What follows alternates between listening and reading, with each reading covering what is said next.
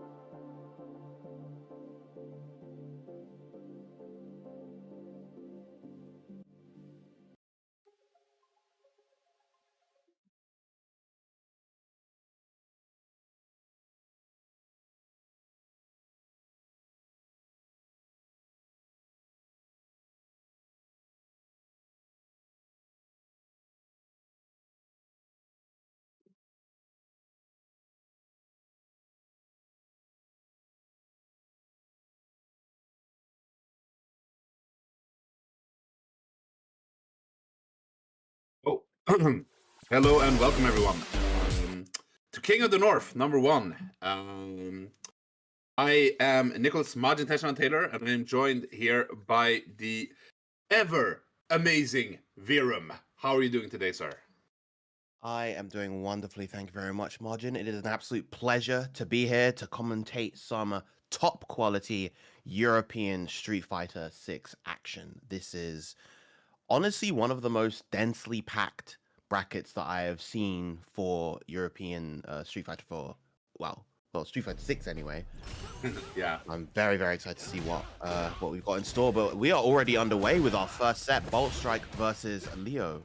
Yeah, so Leo, I mentioned this before we went live, but Leo is an OG here in Sweden. He started playing back in Third Strike, definitely a staple of the Stockholm FGC. Playing Luke here and actually rolling over Bolt Strike really hard here in this first round. Yeah. Ooh, the reactions! Incredibly dominant showing in that first round, and you know, Luke obviously seen as one of the strongest characters in the game and just a real kind of conduit for a fundamentally sound player. And as you mentioned before, Leo being a long time head in the FGC, already showing his strength. Yeah. Traditionally, he would play more Sonic type characters. He started with Remy in Third Strike, and Dalsim has been his general main. He began with Dalsim in this as well, but I think he just felt like Dalsim wasn't quite cutting it, or like you were working too long for, you know, a drive rush to potentially just mess everything up for you. So he decided to go with Luke instead, like very fundamentally solid character across everything. And look at these reactions! So ready for those dive kicks. Those delays not working out. Yeah. Even with the range of that DP, just able to catch the dive kicks before they happen. Yeah, game going to Leo. Volt Strike not able to get anything started there, unfortunately, but yeah. We'll see. These sets are quite long, so we will see how it shapes up. We are running first to 5 in these sets, so... Yep, there's going to be plenty of action throughout the whole day. The Street Fighter, once again, those anti-air DPs working out beautifully for Leo. Tick throw as well, but the classic Jamie sweep. Nice stuff in the drive rush, not allowing Bolt Strike to get any Okizeme. Oh, here we go. Okay. Getting the coveted Oki here. Okay, went for the shimmy. Leo not biting. Good defense in the corner from Leo so far. I think that's been a very, very definitive factor. Finally gets out, but no, another throw to catch him. Oh, the parry ready there, though. Any hit? Oh, no! That is the worst thing possible for Bolt Strike here. And now, Leo is the one with the Oki here. And it reached the dive kick, but the reversal comes through for Bolt Strike. Oh, Her box on that dive kick is abysmal. It gets anti-aired by all sorts of moves. Yeah, it gets out there by Cammy doing a dive kick before Jamie did. Yep. Oh, that Twitter clip is so sad. Okay, gets the knockdown here. That drive rush, crouching light punch into the throw has been doing a lot in terms of offense for Leo. Just starting up the offense mid-screen and just allowing him to get Oki. Lovely reaction to drive impact by Bolt Strike.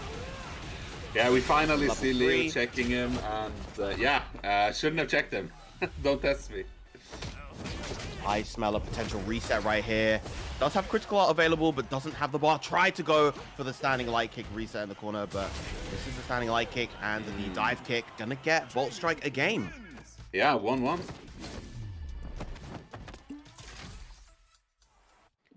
Yeah, knew that he couldn't kill off of a combo extension from the level 3 there. Wanted to try and go for a reset, but missed it, unfortunately. Yeah. OD palm, double drink. Cheeky. Yeah, Bolt Strike loaded now for this round. Okay, gets the punish counter throw and the side switch on it. Yeah, I mean, you can't dive kick Leo at all. Yeah. And you see Bolt Strike trying to go for the light dive kick here, trying to make those DPs whiff, but unfortunately not working. Huge punish counter. No! Doesn't get the follow-up though. Oh, Everything is going wrong now for Leo. Put in the corner again. And burnout. Oh, yeah, Bolt Strike, I'm gonna take it. Oh, so unfortunate. He had the read. He got the initial punish, but then just messed up the combo. Very unfortunate. Double drink again. Man, Bolt Strike really testing his limits. Yep. Yeah, for those of you at home watching, you can't actually truly double drink there. It's a little trick that a lot of Jamies like to get away with. A lot of characters can punish him for trying to do that. Not able to get the final hit of the combo right there. Yeah, unfortunate. Oh, there is the drive rush off the crushing medium kick. Oh, all the way into level 3. Getting that drive gauge all the way back up. About about a third of the way up in burnout. But still a great situation for Leo. Yeah, I feel like Luke as a character is crouching medium. Like kick and punch. Both are so good. Okay, here we go. Yeah, just setting the pace. Alright, this time extends the unsafe hits of the Wrecker, able to catch Leo trying to challenge. Lost frames right there. Oh, that time going for another crouching jab instead of the throw, catching Bolt Strike on defense. Finally gets through with a dive kick here and gets the conversion and the drink off of it. Okay, careful neutral. Alright, Bolt Strike putting on the pressure. Oh no, and he was waiting for the dive kick maybe, because he was very just idle when Bolt Strike did that jump. And I think this kills. No, it's only the level 3. The palm afterwards may be enough. No, not even close. Yeah, okay. Yeah. Lack of... Oh yeah, he was in burnout. I thought he could extend with EX, but no. Yeah. I see. The rough situation now being in burnout under the pressure of Luke. Oh, he Thankfully, doesn't have to deal with the stun. Yeah, he just narrowly got out of burnout there. Oh, and now Leo finds himself burnout. Yeah. Bold Strike actually going up in the lead here, despite the first match looking that dominantly against him. Yeah, definitely feels like Bolt Strike finding his rhythm a little bit more on the Jamie. Yeah. Just feeling a lot more comfortable in the mid-range. Lovely stuff with the crouching medium punch right there. Okay, gonna get a drink off of this. Ooh, okay. Great awareness of the count hit right there. Oh, sneaks 2 drinks. Oh, I love it. I mean, that's what you have to do as JV. You need to find these opportunities where you just sneak fake drinks. Yep. Either that, or once you get your hit, you have to really kind of push Okizeme. Some characters, it benefits Jamie to actually kind of forego the drinks and just try and keep pressure on them, because you don't want to be playing neutral that long against characters like JP or Ken, for instance. Of course. Oh no, he missed it! Combo right into level 1, keep it nice and simple. Yeah. Yeah, I mean, that was definitely meant to be a dive kick, but unfortunately, didn't quite get it. Oh, okay. Doesn't go for the drink after the sweep right there. Nice punish. Oh, charged a little bit too long. Even at the highest level, that is definitely something that Luke players can fall victim to, not quite timing the perfect flash knuckle. Yeah. Again, missing the timing there. Okay, gets him low, gets the drink. Gonna put on the pressure here, mid-screen. Gonna push towards the corner. Okay, takes distance instead. Punish counter. Looking really good for both strike now. Oh no! That was not what he wanted.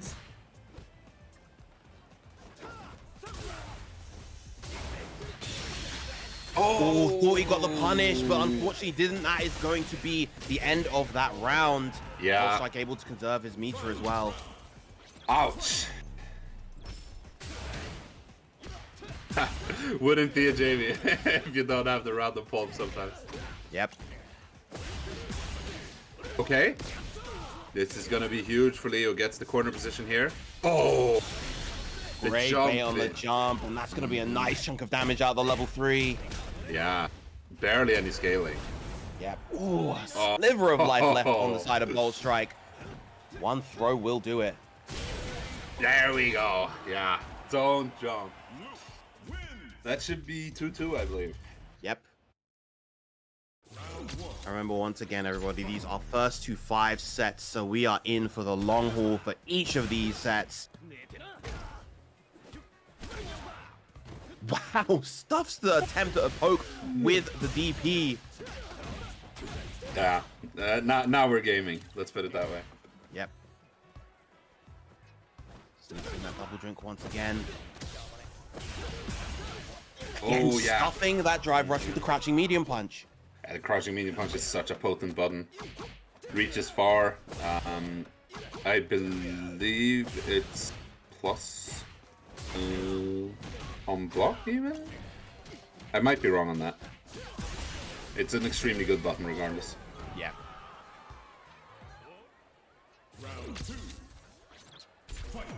Yeah, Luke definitely blessed with a plethora of very solid buttons. Oh, this time goes for the OD palm into the drink. Now has access to the full kit. Kabad grab coming out here. What we've seen so far. I was wondering when that level 2 was going to come into play, and so far it has been. Nice. Yeah, even though he takes the corner position, he still gets a proper combo of that.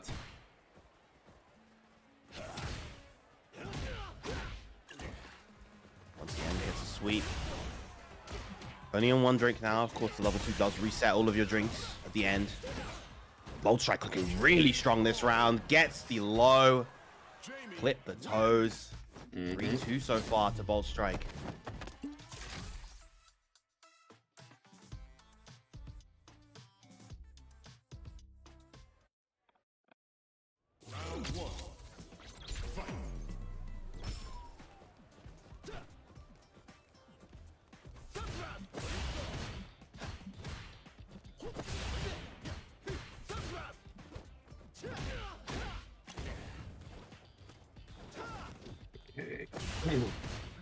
Yeah, just feeling each other out a bit here.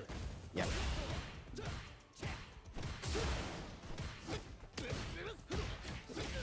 Oh, not charged, so not gonna be safe right there.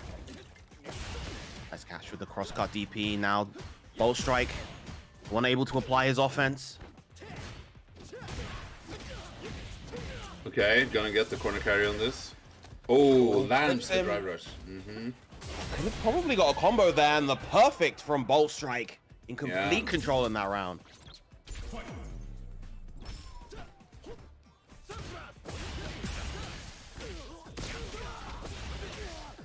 Once again, it feels like throughout these games, when Bolt Strike is able to kind of control the mid-range, it definitely feels like he is the one in the driver's seat for the round. But as soon as that crouching medium punch comes into play, stopping those attempts to approach from Bolt Strike, it's all Leo.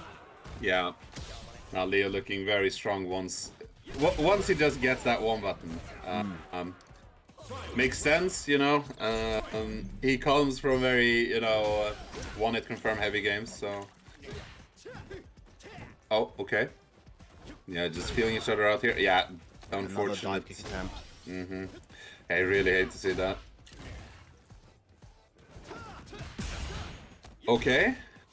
didn't commit as hard this time. Last time Leo thought he had a punish there, he went for the super and got heavily punished for it.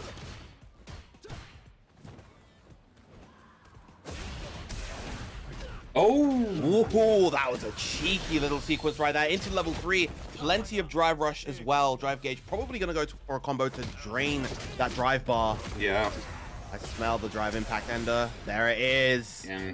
Put him in burnout. Look at all these plus frames. Yeah, this is so difficult to deal with. Air throw. Yeah. 4-2 now in Bolt Strike's favor. Yeah, that Rekka in level 4 against Burnout is actually plus on blocks, so you're constantly having to hold this chip onslaught while also dealing with the plus frames from Jamie. Yeah. Oh, nice.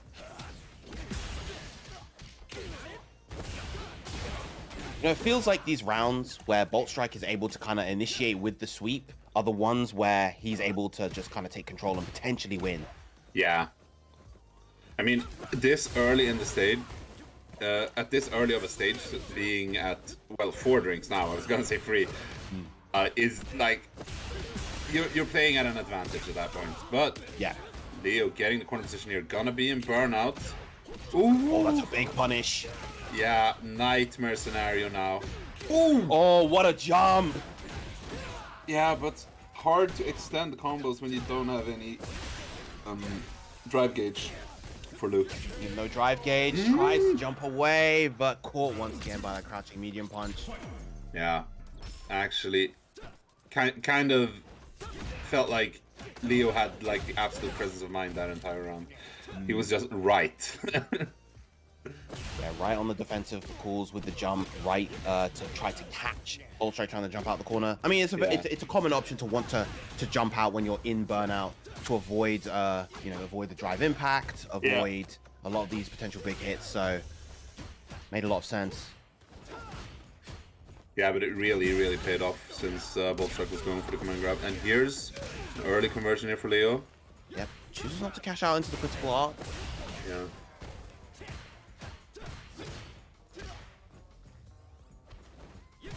Oh, okay. Not ready for that jump. Time. Bolt Strike now on match point here for the first set.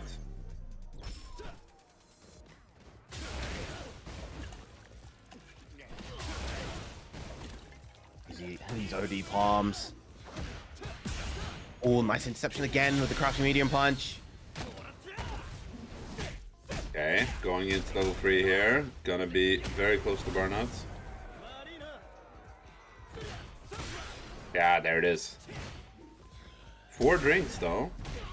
Oh, I like that. Delays that as long as possible. Gets the drink to fill up some drive gauge back. Yeah, he's almost out of burnout already. There's the throw. What's next? A good tech on the second throw. No, he was so ready in the early rounds with that, but not anymore. Now the there we go. I was wondering why he didn't go straight to level 3, but it missed. Unfortunate right there for Bolt Strike. Oh, that's gonna be a huge punish counter. Yeah, that's gonna be it. Bolt Strike taking it 5-2. I don't know, like, Leo really felt like he was on point at the start of the set, but I guess, you know, fatigue set in, because those dive kicks, they were not going through at all in the beginning. But towards the end, Bolt Strike correctly identifying that, you know, I think he's looking for other stuff at this point, so I think he's not going to be as ready, and, you know, he wasn't. So Bolt Strike managing to shut Leo down there. Yeah, I definitely think a lot of it comes down to the sort of state of control that Leo was in during those rounds. You know, when he was intercepting the ground approach on the side of Bolt Strike, that allowed him to be a lot more ready for the aerial approaches, get those big anti-airs on the jumps, and really control the neutral. But when he was, you know, getting out footsies, getting clipped by those sweeps, by those forward heavy kicks, that made it a lot harder for him to look out for the dive kicks in those situations. But yeah, good stuff to Bolt Strike. He'll be advancing on to fight Mr. Crimson. That is going to be a terrifying opponent to fight off against. But next up, we're going to be having, I believe, we're going to be going to Juicy Joe versus Kills You.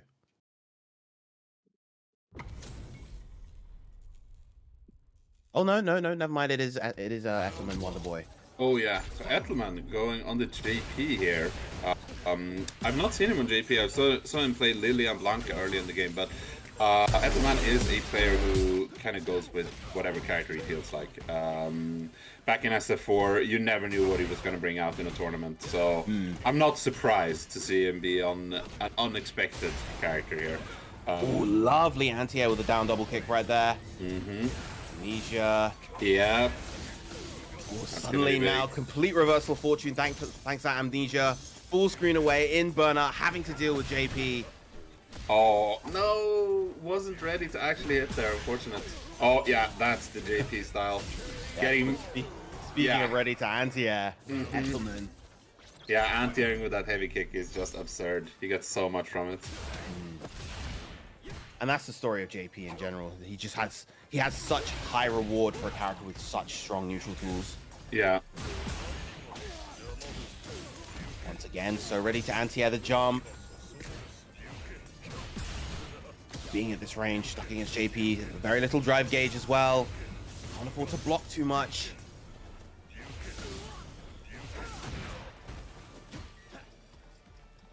Finally, it's a little bit of an opening. But straight into the level 3. Wise decision, drain that drive gauge. Make this comeback incredibly difficult. Not quite in burnout though. Yeah. But there it is. Terrible position, being in corner and burnout against JP, and there you have it. The stun coming through. Yep, quick first game going to Ethelman right there. Yeah.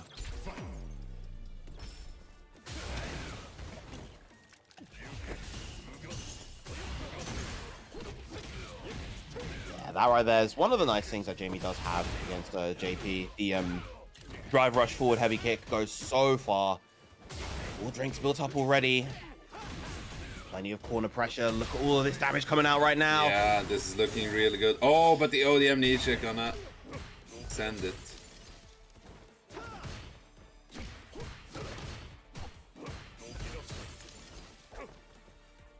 Very close to burnout here. Oh, puts himself in burnout. Oh no. That is going to sting.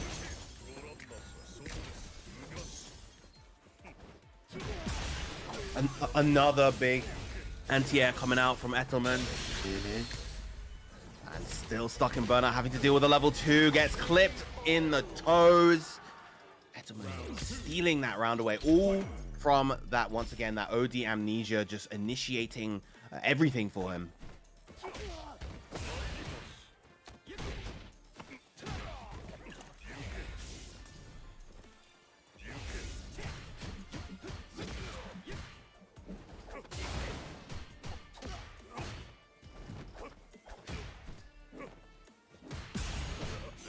So far, holding that corner position.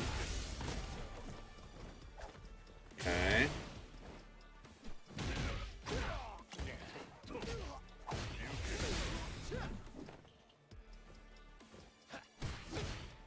Yeah, very careful play here. Oh, there we go. Gets the wall splat there with the drive impact. Already with the level 1 though. Yep, good reversal level 1. Not much drive gauge on the side of Wonderboy either. Oh, big jump in. Not gonna cash out to level 3 just yet.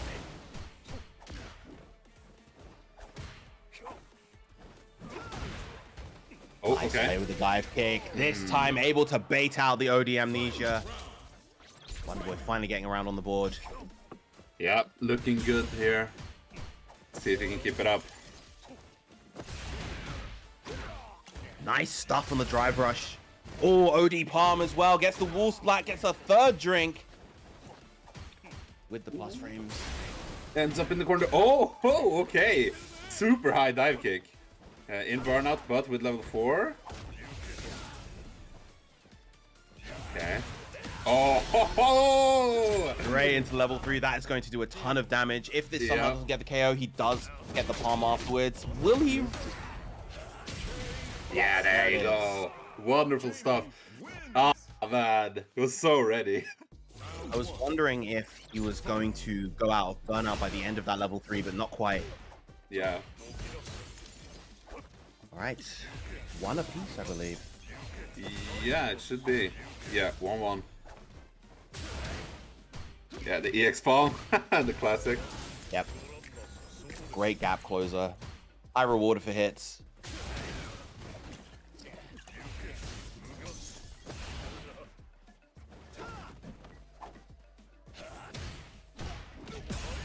Oh yeah, not quite spaced out enough to get the safe palm right there.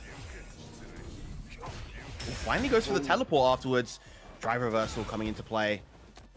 It keeps getting him like that high up with the dive kicks. I don't know if he's looking for the air to air or if it just happens to be like a lucky break. Oh, well, that time he was definitely looking to air to air. Yeah, for sure. Ooh, lovely use of the back heavy punch right there. There's the throw. Oh, tried to stuff it and unfortunately not going to get it, and that is going to be the round to Ethelman as a result. Yeah.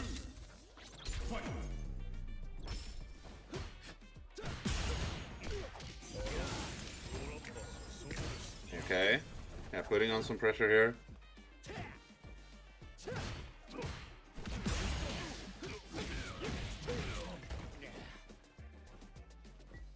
Once again, just corner advantage.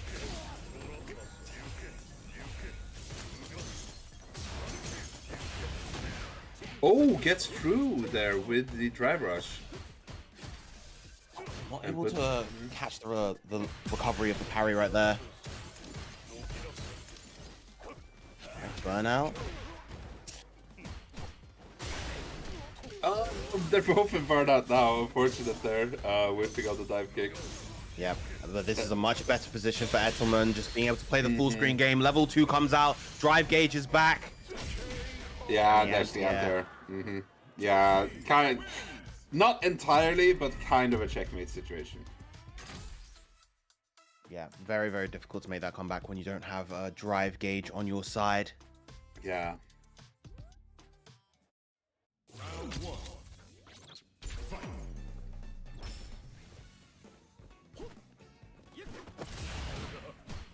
Okay.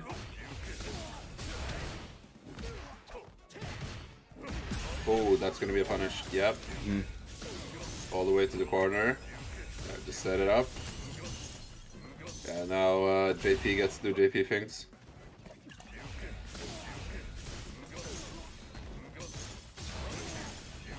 Oh man. Full screen JP gaming. Oh, and I love that adaptation from Ethelman.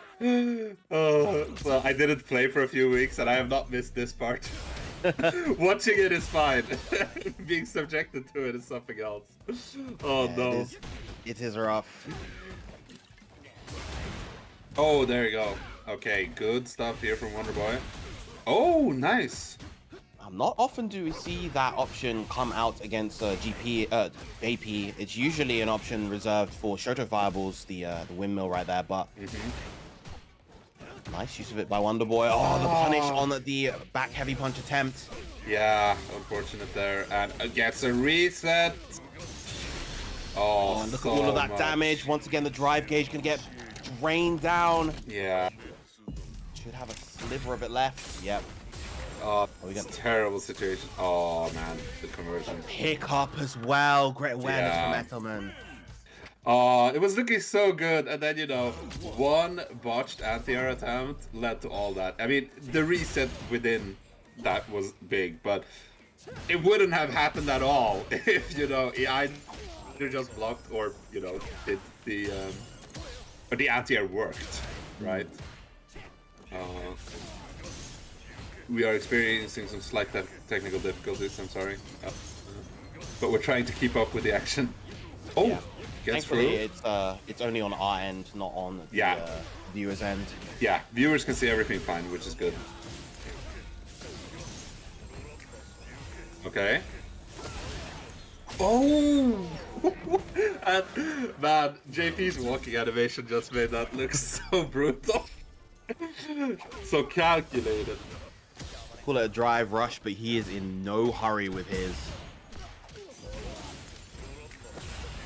just look at the confidence that Ettelman is playing with right now. Just able to challenge in a lot of these defensive situations, knowing the reward that comes out of it as a result, forcing Wonderboy into these full screen neutral situations. Wonderboy desperately just trying to find his way in. Finally gets a big opening. Oh, but again, immediately, as soon as he gets it, he's now stuck in the corner. Oh, okay, the there's stun. Oh, doesn't really capitalize off of it though. Doesn't set up the departure. Yeah, that's so unfortunate because that would have probably been the round. Actually, the game could be the one round up. Okay, goes to the install. Pulled out the OD Amnesia, but what? Misses the combo and gets back thrown. Huh? Oh man, and Ettelman does take the round and the game. He's now sitting at 4-1 in this set. Yeah, a little bit awkward on both sides. Obviously, Ettelman would have been able to take that round with a full combo after the stun, and Wonderboy definitely would have been able to capitalize a lot more off of that standing heavy punch than what he got, but it happens. Even at the highest level, players will make mistakes. It's very natural. Yeah. Especially in these long sets that require quite a bit of endurance. Ettelman now at set point, however.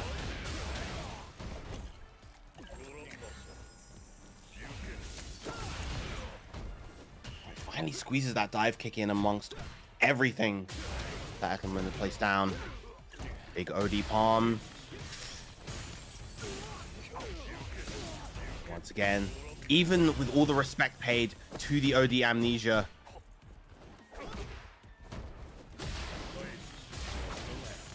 oh, what timing on the command grab. Able to get the combo afterwards as well. Oh, that was beautiful. That was a real anti-amnesia attack. Right, drive reversals to maintain the corner positioning, but the... Wow, stuffed out of the windmill right there. Once again, the level 2 is going to come out. How do you defend against this? The answer, you do not. Exactly. And now Ettelman sitting on set point here over Wonderboy. Potential 5-1 here. There's the throw. Nice. Gets the conversion too into the drink. Perfect. Jump medium punch. Such a good air to air button for JP. Oh, just out of range.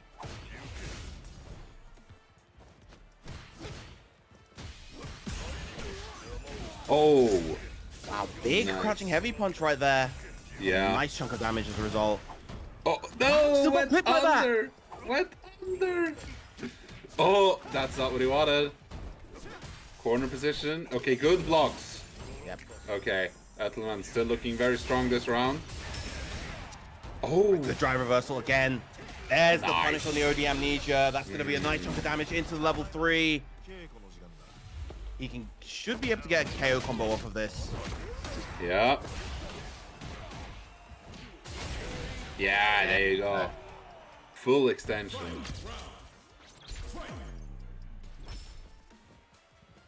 Right, Wonderboy keeping himself alive. Okay.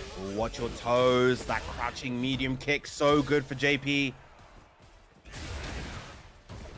Huge punish counter. That is a guaranteed 2. Nice neutral jump right there. There we go. And level 3, and that is going to do it. Yeah, that's going to be 5-1 to Ettelman. Ettelman moving forward here on the winner's side. Yep, very, very strong confidence showing coming out from Ettelman's JP. Yeah, I think both players played really well overall, but there were some horrible situations for both of them. Yeah. Few mishaps, a few drops here and there, but overall, definitely high standard of play. Yeah, I think this is a bit earlier than what people are used to, especially when it comes to online events. They're usually like in the evening. But since it's a weekend, you know, it doesn't actually matter. So running it early makes more sense, I think. But people might not be used to it, right? Everyone has their rituals before they go competitive. Oh yeah. So if you got up shortly before the event and you haven't had time to do all your things, then maybe You're not quite in the zone. yeah. Yeah, it's different compared to like an offline event where when you're at an offline event, obviously it's very much the norm for there to be like 10 a.m. pools. So you're kind of ready. You've got into a specific offline event routine then. But when you're at home, of course, competing at for an online event, it's very much a different story. You know, you're going to be going through your usual weekend routine, which may just involve, you know, waking up relatively late after a nice eventful Friday night or a degenerate Friday night, whatever you're doing on your Friday nights. We're not here to Yeah. judge. Yeah. And yeah, as you said, you might not be fully in the mind to play that top level Street Fighter that you're so capable of doing. Yeah. I mean, Wonder Boy in the chat saying that he likes that it's early, and he can't blame that, but might be different for other players, you know? Yes, yes. I know we have Godflash Thunder in the chat, and I know he... Speaking of DGen. Speaking of DGen, I know he absolutely loads early brackets. He's saying it in the chat now. I think we were starting the Grand Blue Top 16 at one event. I think it was a 12. And that was he was like complaining about it the entire tournament. He was like, "Oh, it's so early. No, I can't do it." I can fully envision.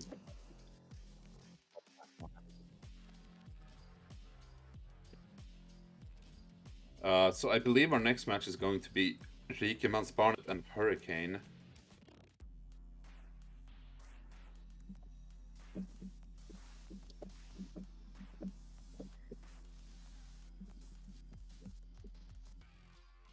Yeah, that'll definitely be a quality set. Is the Hurricane, one of the best camis in Europe, has been for quite some time. I've at least known the name since Street Fighter V. That's when personally I was following. He was around Street Fighter 4 as well, but yeah, I imagine so. He was playing the Capri back then, so Kami-esque. the stronger Kami. The stronger Kami, yeah. No, Hurricane's been a main fixture here in Europe, obviously UK in particular, for what, over 10 years now it has to be? It's like, he's been around. So definitely one of the main competitors for our region. And on the other side we have Rikemans Barnet, who's his tenure hasn't been as long, but towards the latter half of Street Fighter V he really started showing up.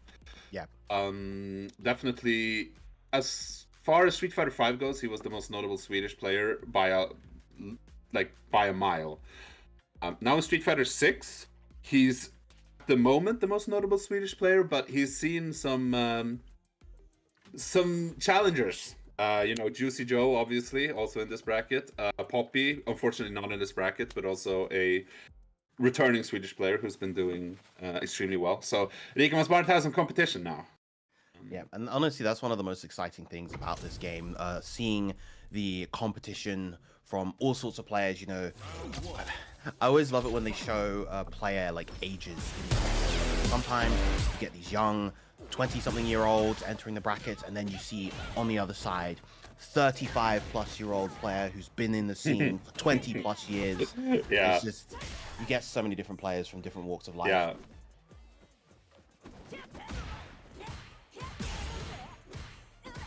All right, but Jury versus Kami, two very, very strong characters, piloted by two very strong players. Rikemans Barnet off to a strong start so far. The crouching medium kick. Let's get Hurricane in the corner. Okay, yeah, so... Oh, and this side switch through the corner. That's sneaky, sneaky. I love to see that. Seldom is one ready for a side switch while they're in the corner like that in a game like Street Fighter 6. Yeah. Hurricane already keeping Rikemans Barnet on his toes. That's what I love to see, by the way. One of the most hype things in this game for me is Kami doing whiff punish sweep. I love it. I love it. Whiff punish sweep is so cool. Oh, gets the throw there. Okay. Push towards the corner. Oh yeah, just holds the parry.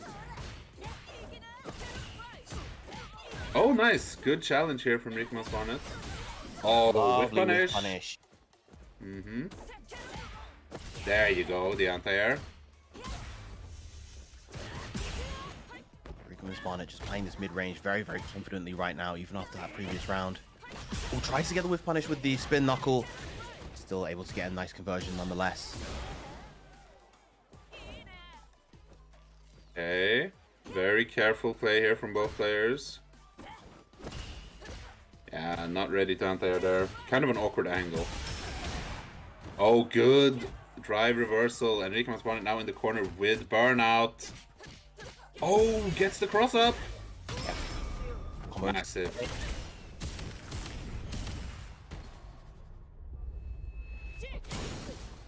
Oh. Hello.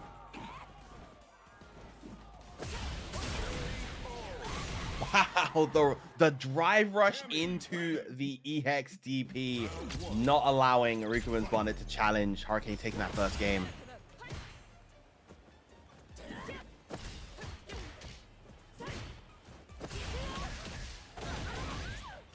Yeah, we apologize for the slight hiccup there on the viewer side.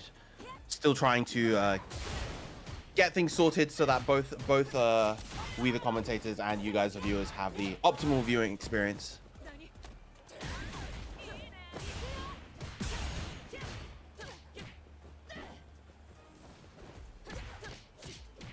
Alright, Hurricane once again piling on that pressure, forcing Rikuman's Barnet into the corner again.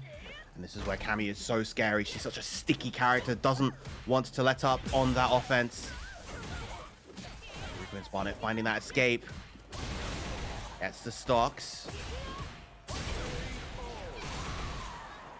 Hurricane immediately diffusing that pressure, not allowing Rikuman's Barnet to get anything going. Yeah.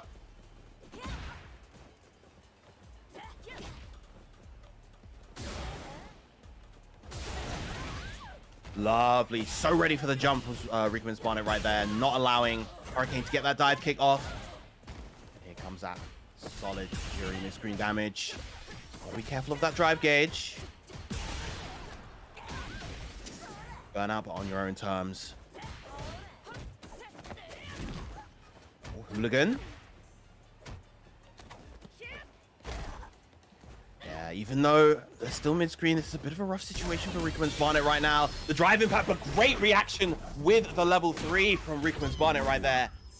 Gonna get all that drive gauge back and put Hurricane in a very precarious position. A single throw, more than enough to clean up the round. Yeah, really good stuff there from Rikuman's Barnet. Oh, what a whiff punish. Yeah, Hurricane coming out strong here at the start. Both of these characters just so capable of whiff punishing each other's options. We're seeing that. Oh, the big heavy kick. Cammy doesn't have the fortune of being able to capitalize super heavily. There's the OD Hooligan straight into the level 3 though. And that should be the game once again for Hurricane. Unrelenting in the storm. 2-0 so far for Hurricane. Yeah, looking really strong here. And I want to say this is a runback from the VS Fighting Grand Finals, I believe, which Rikuman's Barnet won. Yeah, it is. That time, Hurricane won 3-1 in the first set, and then Rikuman's Barnet won 3-1 in the second set. Since this is the first to 5, who knows? These guys have gone back and forth before. Nice awareness on the anti-air. Okay. Yeah, Rikuman's Barnet kind of ready here. Oh, nice. Getting the full conversion off that. Oh, another one. Yeah, this should the be drive rush as well. Double drive rush. Can he get enough damage here? No, not quite. Oh. Okay, the trade. The most important trade. Because being in burnout in that situation is not good. Yeah, as long as he was able to get a trade there or just prevent Hurricane from getting out the corner, the burnout, you know, would have been manageable. But yeah, had Hurricane escaped, we may have seen a different round.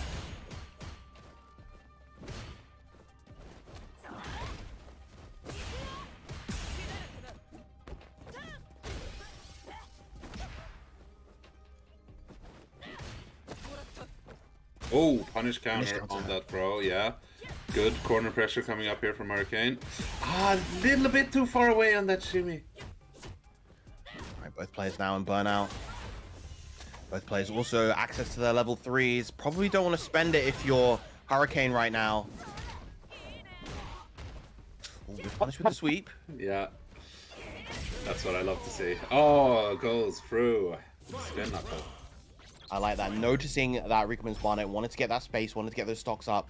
Just closing the gap with the spin knuckle. Okay, good corner carry as well here from Hurricane. And the corner. Yep, tick throw, another throw. Can we get a third? Nope.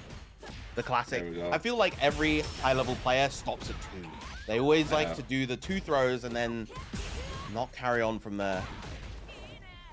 Yeah, it's pretty common. At some point, it feels like diminishing returns, right? So. Yep. But I get hyped when they keep going for the throw, though. I think I saw Poppy go for like 4 throws in a row and they all went through, and I was just like screaming my lungs out. Oh, nice! So ready there. That's what he was looking for, and going up 3-0 here. Yeah, and that round-ending situation was, I feel like it was quite scary for both players. They both had their level 3/critical art primed and ready. Yeah. A single conversion into that would have spelled the round on each side, I think. Yeah. Hurricane getting the better once again. Yeah, it should be a corner here. Once again, just all Hurricane. We've been seeing a lot of this set played in that left corner. Yeah, for sure. Yeah, Rico's part just keeps ending up there. Yep. Oh, the drive impact into the perfect Hurricane. Yeah.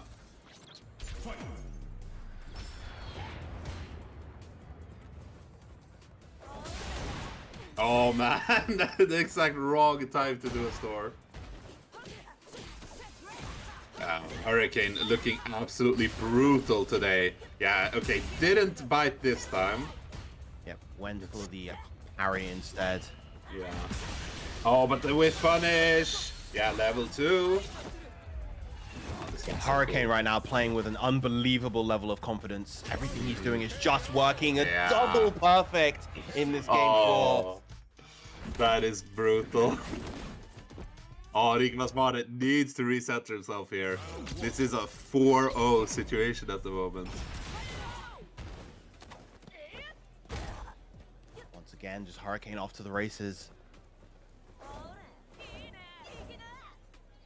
Slowing down the pace, just allowing Rickman's Bonnet to get those 3 stocks.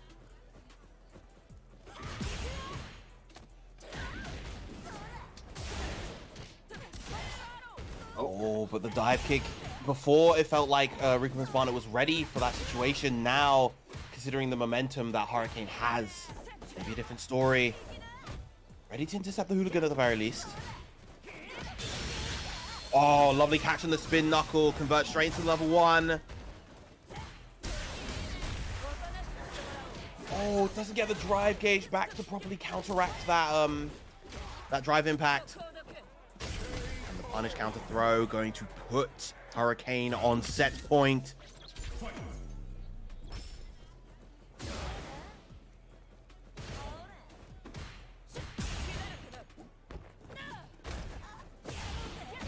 And those tick throws, the whiff punish on the drive rush medium kick.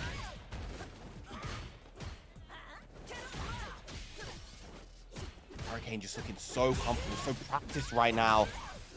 Not allowing Rickman's Barnet to play at the range, at the pace that he wants to. Finally gets that anti-air and a big drive impact. Oh, what's going to be the conversion? Yeah, we're going to see the situation here. Okay, didn't have anything to convert to there, but the anti-air is ready. Okay. Oh, this is bad though. Hurricane, one more hit could make it a 5-0. CA is on lock. Yeah, Rickman's Barnet has to be very careful with what he commits to, even at this range. Goes for the drive rush, delays the throw. Yeah, he was trying to bait something there because he didn't do anything from the drive rush. He was just going for a block, but yeah, Rickman's Barnet's very aware of the situation he's in. Oh, so ready for the drive no. reversal of all options right there. And Hurricane finishing it with the critical art. Yeah. 5-0. Wonderful. Yeah, Hurricane looking extremely strong, going further into this bracket.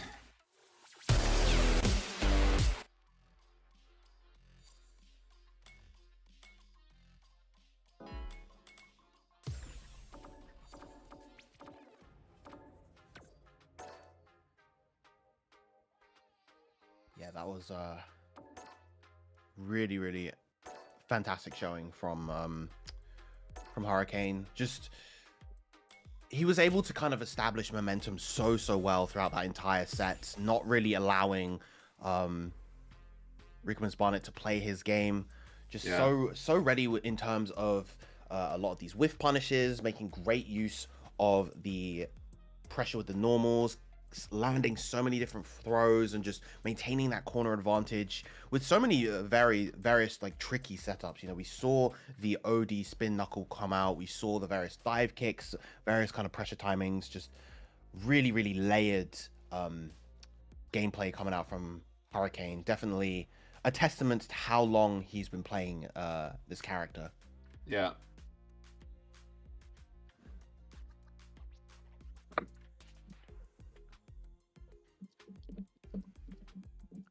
All right, but it looks like the next set that we're going to be having up next is Ettelman once again returning to the setup for his set against Ending Walker. The young prodigy, you all know, made his incredible come up back in the online days for Street Fighter V, playing the Ed. Now on Ryu in this game. Yeah, he's also been switching over a bit more to Ken. Like, he is still playing Ryu, he is, but not like focused solely on Ryu. But he is going to go Ryu here against Settlements JP. Yeah, I remember him commenting on the disparity in power between Ken and Ryu, and how much more easily things come to Ken comparative to Ryu. But he's definitely a player that still, to a degree, plays with his heart. He has to play a character that he really enjoys playing. Yeah, definitely something I can relate to. How about you, Vero? Yeah, very much agree. But that, look at it. It just goes, like, we're just here like, Ryu isn't that good, and then he just makes Ryu look like the best character again. Like, free. Yeah. That's the power of Ending Walker. Lovely punish on the sweep right there. Oh, shimmy, but no punish afterwards. No block on the overhead. That's going to be a nice chunk of damage. If there's one thing that Ryu definitely has in this game, it is damage. Yep.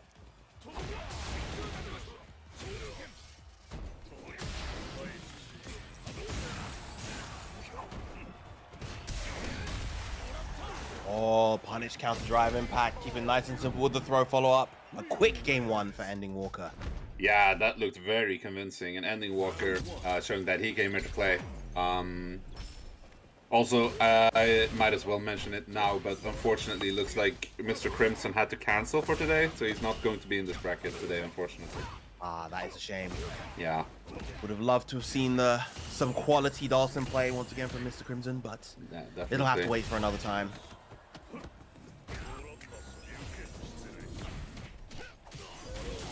Ooh, just a little bit short on that jumping heavy punch.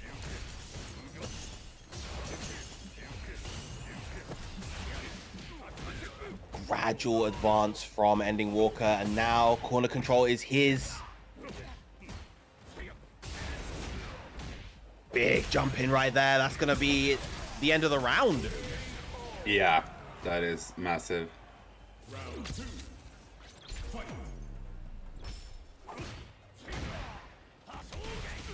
Wow, the punish counter, Hashogeki extension. Oh, gets a side switch.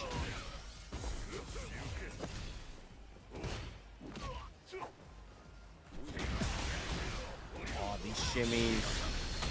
Straight into the level 3 as well. Shin Shoryu gonna build up that drive gauge again. Yeah, and 1 pixel away now. Looking kind of bad for Ettelman despite Ending Walker being in burnout. Yeah, gets the instant overhead. Very, very nice right there. Beautiful stuff. Ending Walker looking super dominant at the moment. Mm.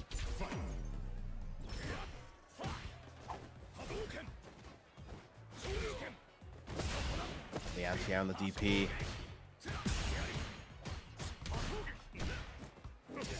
Yeah, not safe, unfortunately, is the L Hashigeki.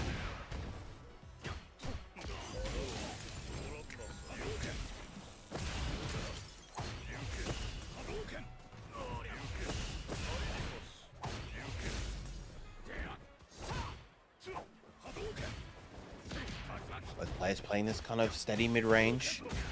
Neither getting a substantial hit. Finally, almost gets the whiff punish right there with the drive rush.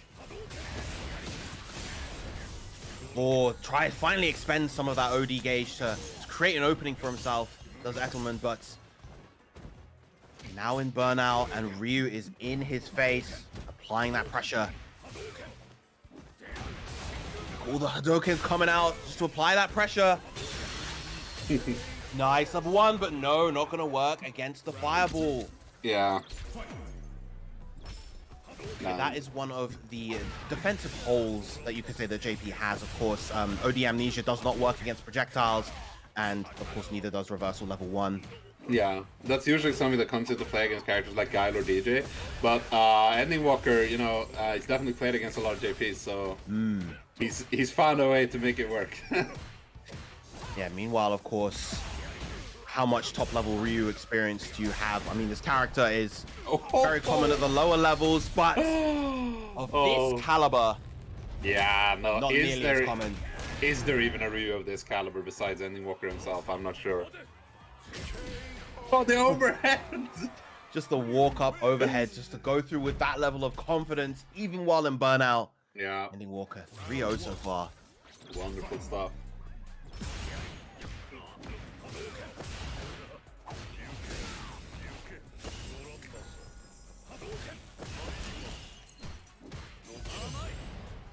The perfect parry. Gonna result in a solid punish for Ending Walker once again. The sweep. Ending Walker loves that sweep, making such good use of it all the time. Yeah. Oh, okay, yeah, keeping the pressure up here. And there. Here on the jump, but stuffing it immediately. Yeah. Go straight into Shinkihado. Not gonna be enough to get the KO, but the meaty EX, the meaty Hado is going to cover it. Yeah, beautiful stuff. Yep. We saw the reversal signal come out on the side of Ethelman right there. Probably tried to go for either an OD Amnesia or a button. Yeah. Oh, the anti-air donkey kick. Wonderful. Lingering hitbox. Yeah. Yeah, that always has a lot of active frames. Oh, big, heavy punch. This is gonna be... Level 2. Oh. Yeah. 4-0 to Ending Walker here. Ending Walker trying to speedrun this set. Looking in prime form.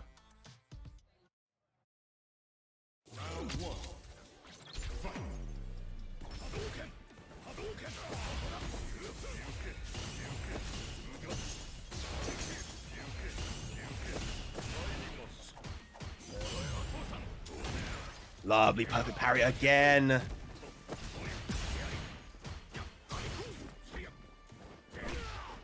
Oh, yeah, there's the anti-air.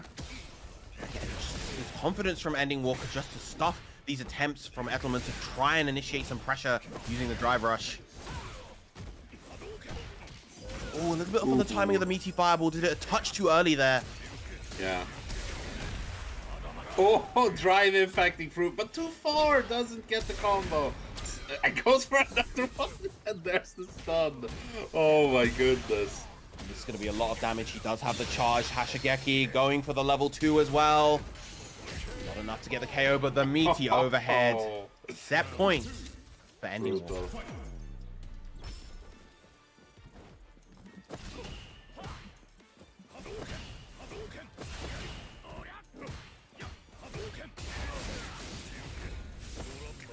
Lovely challenge using the OD projectile.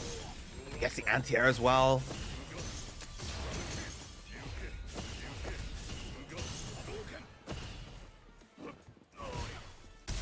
Ooh.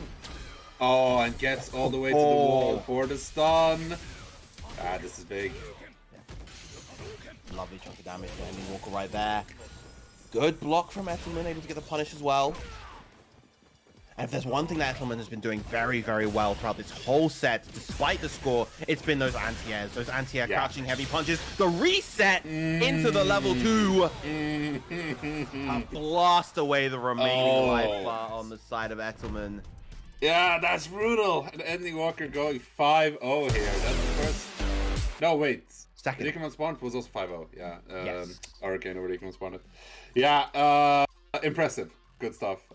Hurricane and Ending Walker are gonna go up against each other right now, but they're in the winner semi, so we're gonna see both of those dominant players fight each other in a bit. Yeah, but speaking of dominant, strong players coming up next, we should be having Killju versus Juicy Joe. Yes, and both of these players have been looking really, really dominant, as you were saying.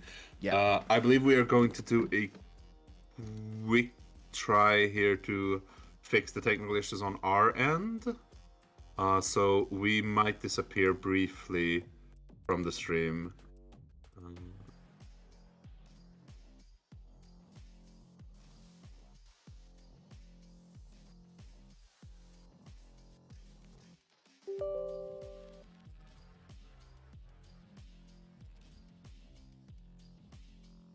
For next time.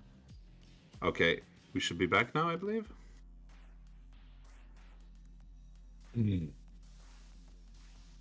So the next match is going to be Juicy Joe and Kills You.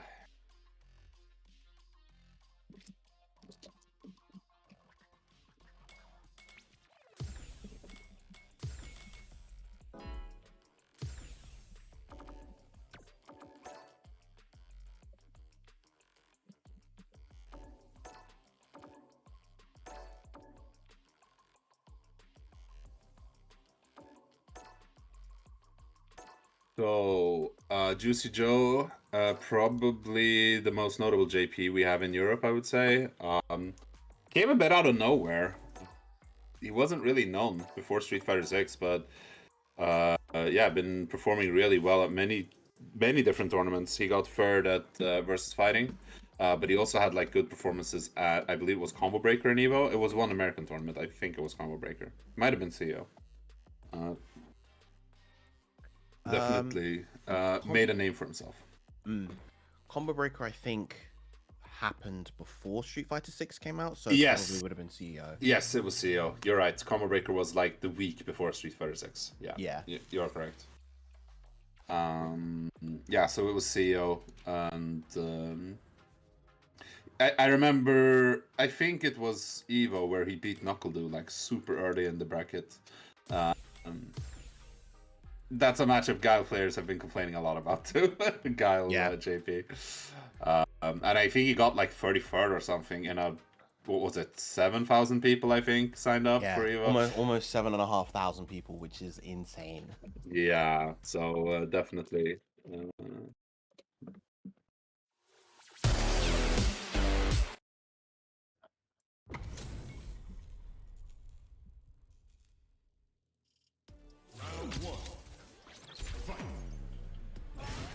Yeah, of course. Both these characters, I mean, it's a testament to how good these players are when both these characters very well represented throughout Europe, and yet they're still among the most notable, most prolific.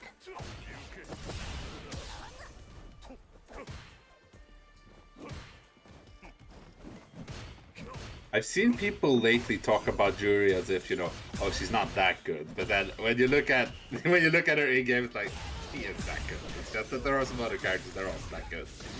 Yeah, it's one of those cases of like there are so many good characters in this game, and like there's a small handful that I think people could argue are a bit better than Jury.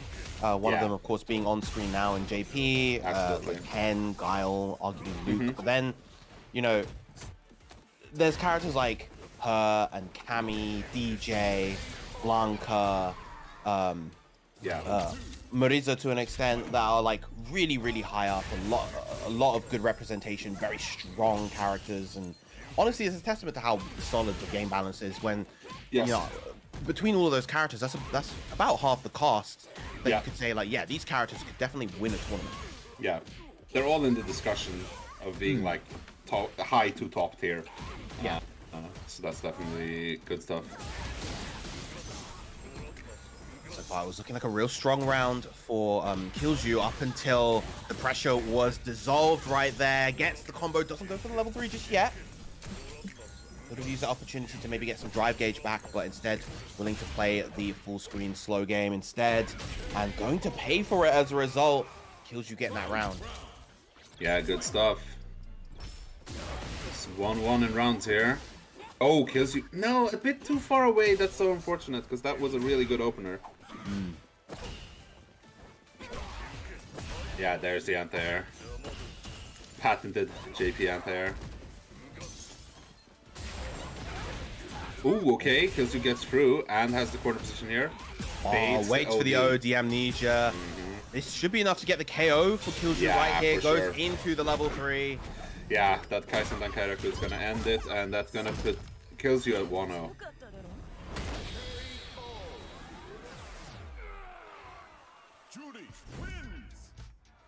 Juri, I think, is one of those characters where I think her level 3 is cooler than the critical art. I just love the brutality of it, where she just slams you, you get that nice shot. Yeah, I agree.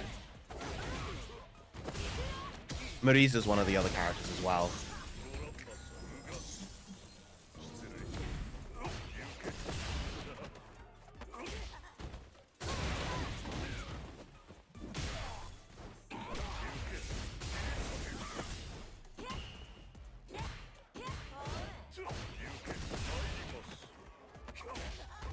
The classic the punish counter throw when you've been conditioned to want to parry.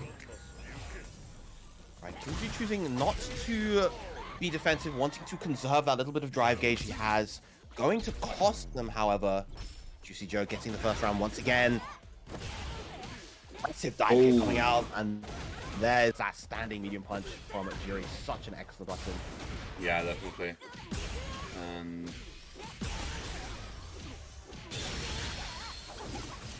oh yeah, getting all of the getting the full conversion here, ending with the level 1.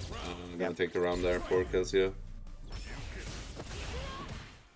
I was about to say all of the conversions, which is a weird sentence to say. Oh, okay, he actually gets with the OD amnesia. And the side switch, optimal stuff. Damage as well, gets great Oki situation too, using the OD departure. Yeah, but Killsu makes it out and gets to start his own offense here. Yep, I like that. Train a load of that drive gauge from Juicy Joe. We may even see a drive impact coming out fairly soon, just to get that last bit gone. Yeah. Oh, drive reversal puts himself in burnout, and Killsu capitalizing on it. Yeah, not letting up, just seeing that. You know, don't want to let JP, don't want to let Juicy Joe set up that full screen game. Just going to go straight in, maintain that pressure to the best of his ability. Works out very nicely for Killju. Killju just playing this very aggressive, trying to play this very, very fast.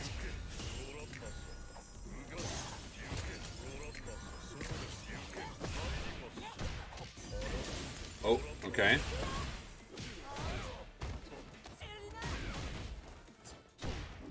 Oh, the back dash. Yeah, that's some interesting stuff. I like that option in particular there because it meant that he didn't go into burnout from OD amnesia. Yeah. Oh, but the drive impact. Yep. Doesn't have enough bar to kill here, though. Yeah, Killju not opting to go for any stocks, even after the stun right there. Oh, but the block. Not going to be the punish because of the burnout. Exactly. Very calculated decision there. Okay, goes into level 2 here. Keep him in place. Oh, looks like we actually are having some issues on the mainstream at the moment. Alright, good finish there.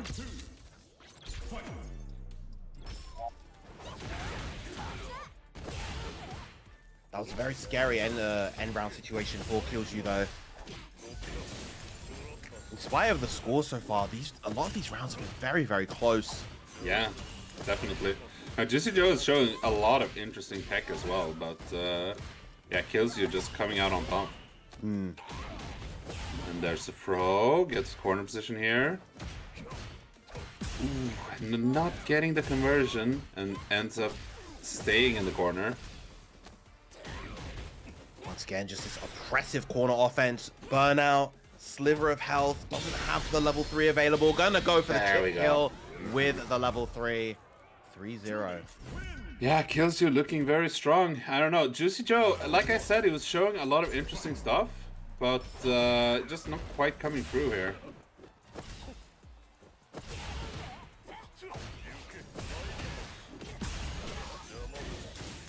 Nice pickup.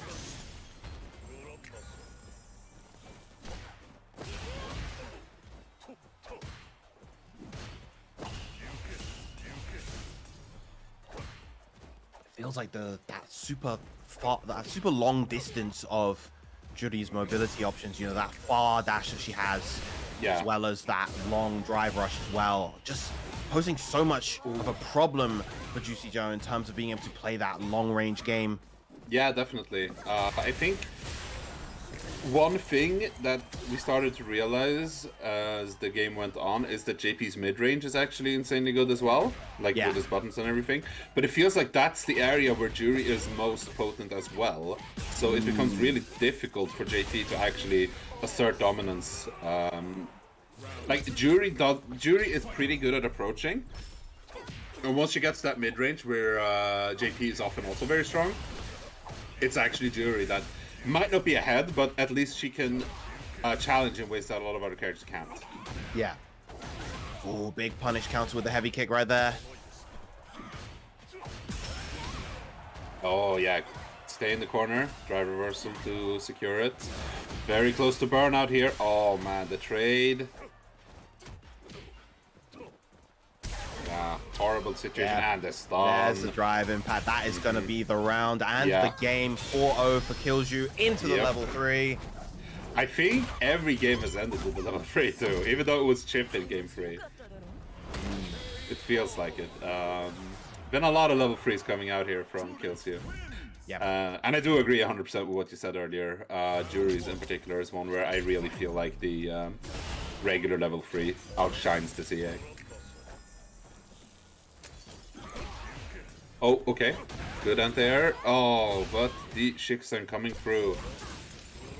Yeah, those dive kicks from Killju have, they've been a relatively rare option, but every time, pretty much, you know, they've found their mark and they've done a lot of work. Yeah, they give good corner carry too, so it's even better because, say what you will about JP, I mean, he's still going to be suffering in the corner. ODM Nietzsche has a good reversal, but if he gets called out, it's horrible.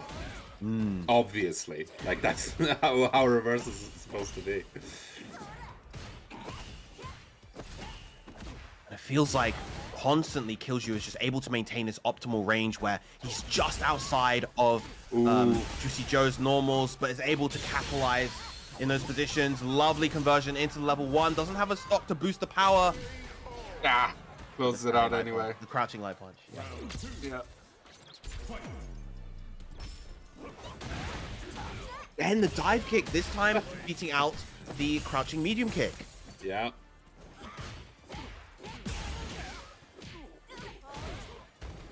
Oh man.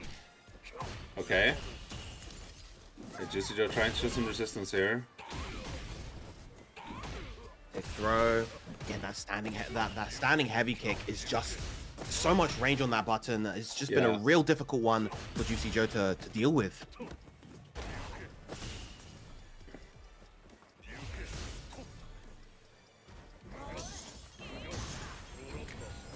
Finally kind of slowing down the pace, opting to get to build up those stocks instead. Okay. Oh, in burnout is Killju.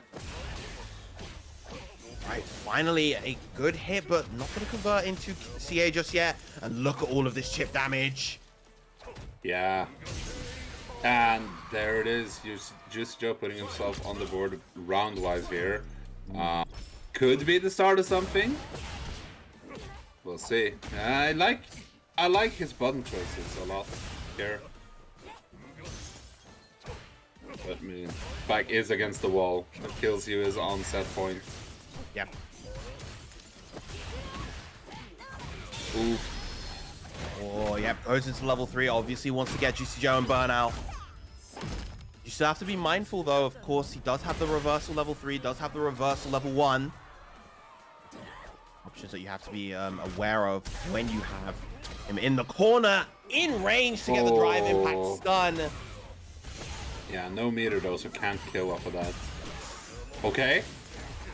Yeah, we saw Killju try to respect the level 3 right there, but of course, instead, Juicy Joe keeps it for the conversion.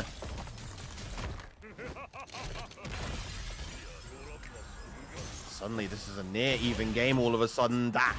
The damage of that level 3 after those conversions, the big punish counter right there. Nice. Now, Juicy Joe keeping himself alive, gets a game on the board. Yeah, Juicy Joe starting to wake up here. He has a long path ahead of him to climb though, but it's the start.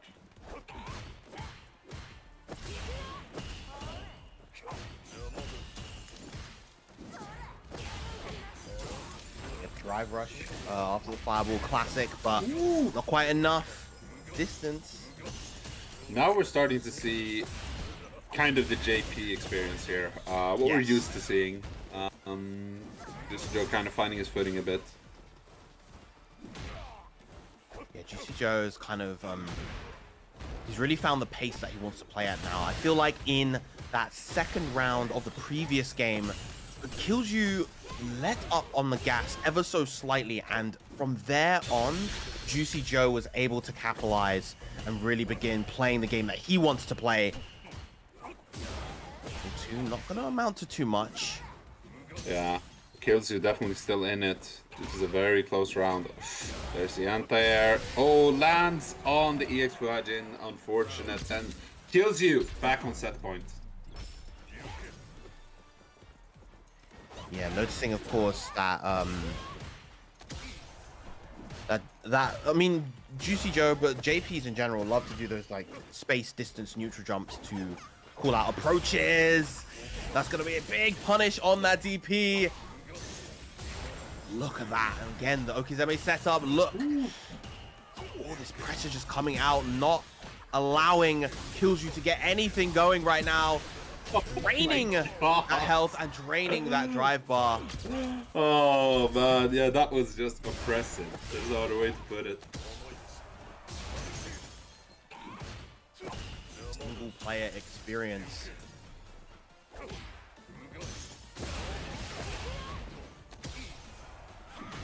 Attack on the throw. Escapes using the jumping light kick, and now once again forcing Killju to the other side of the screen. Oh, again, just out of range. Level 3, low drive gauge on the side of Killju. This, I don't think this gets KO just yet. No, but good luck. Oh, that was so cheeky. Yeah, that was not what I was expecting. Definitely not what Killju was expecting. Oh man, yeah, that was slick. 4-2 now.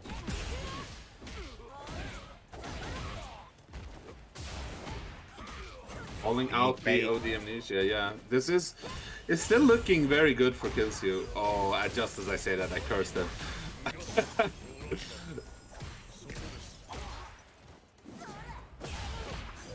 Oh, nah. Yeah, the Fuajin is really good for safety in those situations. Yeah, even after stuffing the approach, Fuajin there as the backup. Look at all of these plus frames. Yeah. And yeah, that should be enough to get the KO, I believe. Yes. Doesn't even have to spend a bar. Those anti-air conversions are so crazy to me. Like, I already thought JP was quite good. And then I saw people start doing that stuff, and I'm like, what? He's not even burning anything. Yep. The reward that he gets off of those big anti-air hits is insane. Yeah. And this is a character with the right resources and the right hits, is a character capable of two-touching you, which is nuts. Yeah, especially given that he's potent everywhere on the screen. Yep. Here we go. Yeah, and that's what I think um, really sets Juicy Joe apart from like mid-level JPs, so to speak.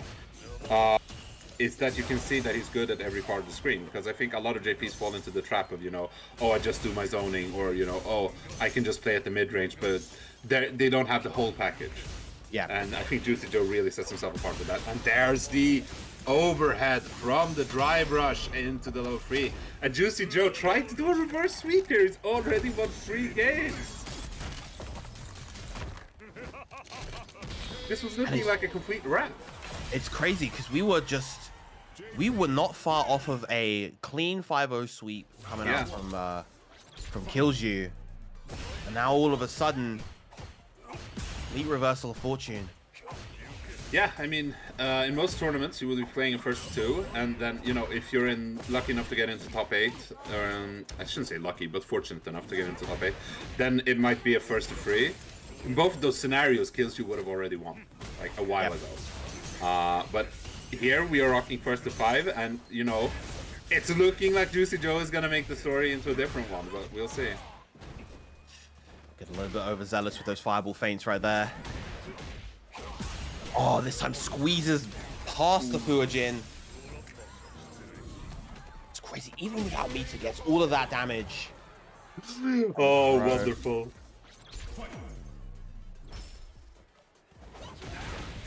Okay. Once again, that dive kick. We've seen that around the round start a few times now from Killju. It's been working out the majority of the time. Killju deciding to just kind of ramp up the pace.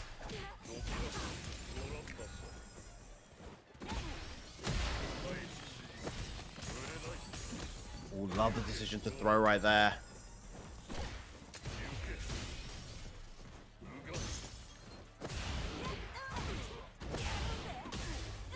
Overhead, gets the opening, has more than enough resources to get the KO. Right, Killju once again on set points, but we've been seeing how these past few games have gone. They have not been going in Killju's favor. Lovely little challenge right there. Oh, man. It kills you. I mean, he's been on set point like 5 times already.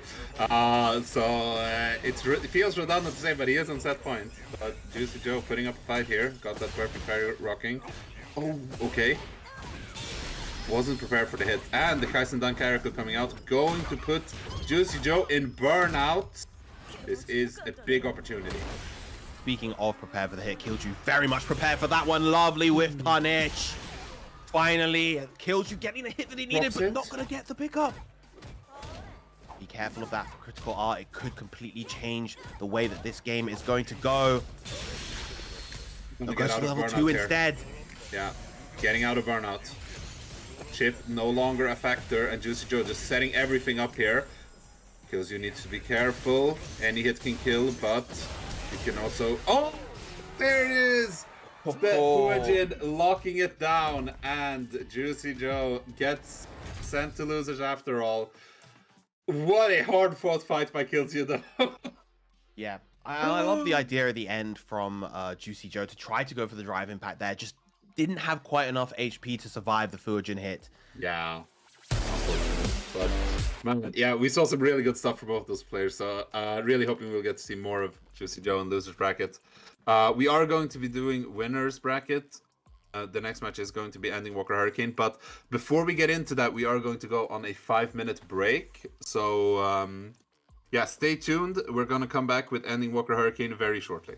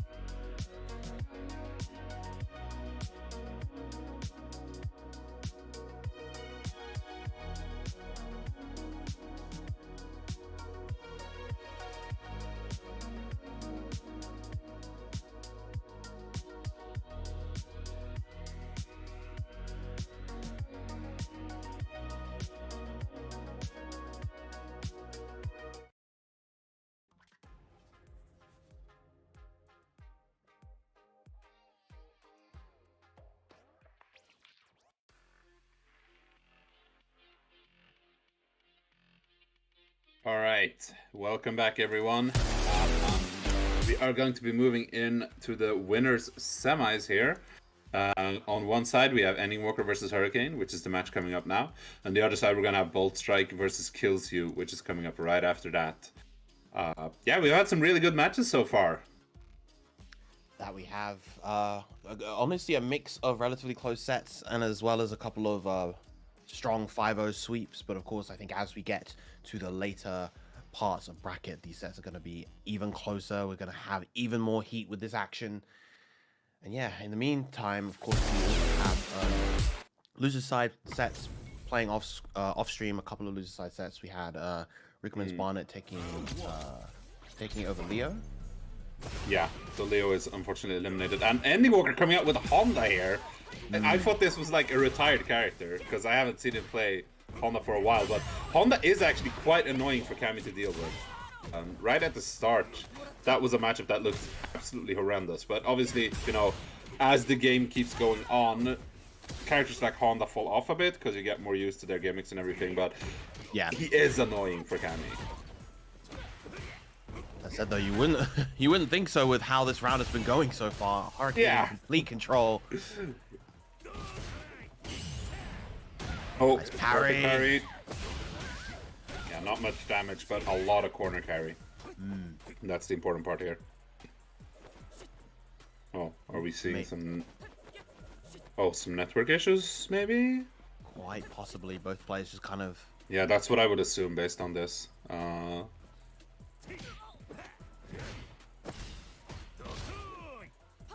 Looks like we're going back into it. Yeah.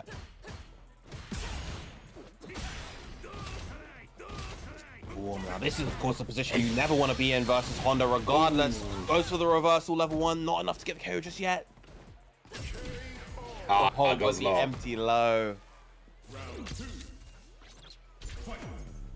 Yeah, it's a bit of a frustrating situation for Ending Walker right there because, of course, he did have the offensive control, had to defuse it with a little stutter. Yeah.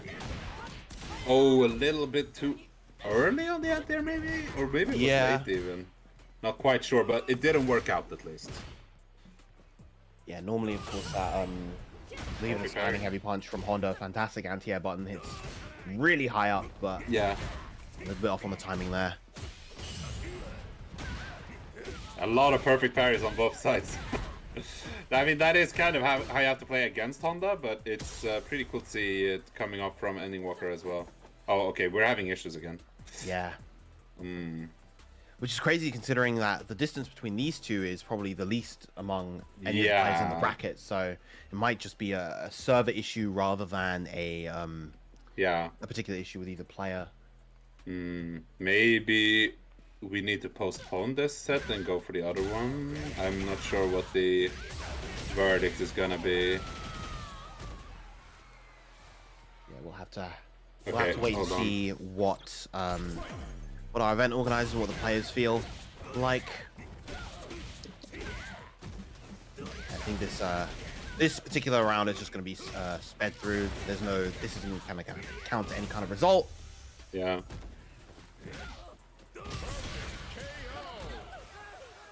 Yeah, so we're gonna see. We're gonna try something. We're in discussions at the moment to see what to do. I think maybe restarting routers or something like that.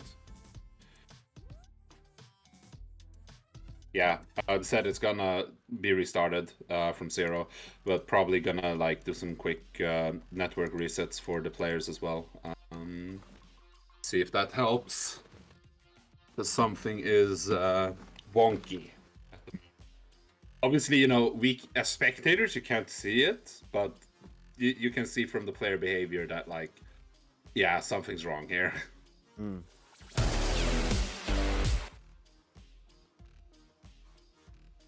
Which is also like it's so rare in Street Fighter 6 because Street Fighter 6's netcode is absolutely amazing. Yeah. I mean, that's why we've been able to have so many of these big online events and, you know, been able to have them mean a lot, have them actually really mean something because, you know, we can rely on the stability of the netcode. Yeah. I mean, I'm a notorious online hater. I always have been. Yeah. But with Street Fighters, actually, I should say, even with Guilty Gear Strive, I was so impressed with the netcode, if nothing else, that like, wow, okay, this is actually really solid. And then Street Fighter 6 managed to be even better with that. So I do think I don't think online is like the future of fighting games. I still think offline is where it really matters. But online has become something that works with offline because it used to be that like, oh, online doesn't matter. Now online matters a lot. I think people really felt it during the pandemic that online needs to be good because you never know what's going to happen. You never know, like, and some people, they just want to, you know, stay online and play from their home, and it needs to be a pleasurable experience. And right now I would say it's very pleasant, it's very good, even though you can have mishaps like we're having right now.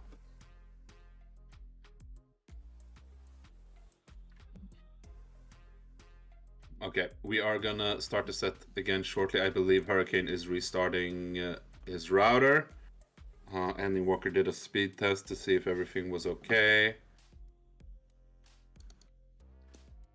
So we are gonna get back into it. Also in chat we have Swampen, Cammy main, showing despair over Cammy versus Honda. So, like, I'm not gonna say that Honda, like, hard wins it, but it's annoying for Cammy. Like, that's 100% without a doubt. Yeah. Yeah, Honda as a character right now feels like he's in that kind of awkward position where you can't just simply buff the character as he is because, sure, that makes him more viable and consistent at top level, but a lot of lower levels get really crushed by that character because he's very knowledge checky, and he's very much like an execution check as well. Where like if you're Yes, not on point with how you play defense against that character, he just runs over you. 100%. And So you, you're gone. I think what we want to call this character is he's a degenerate character. Yeah. No, I wanted to shy away from what I didn't want to lean too much into it, but no, you're absolutely right.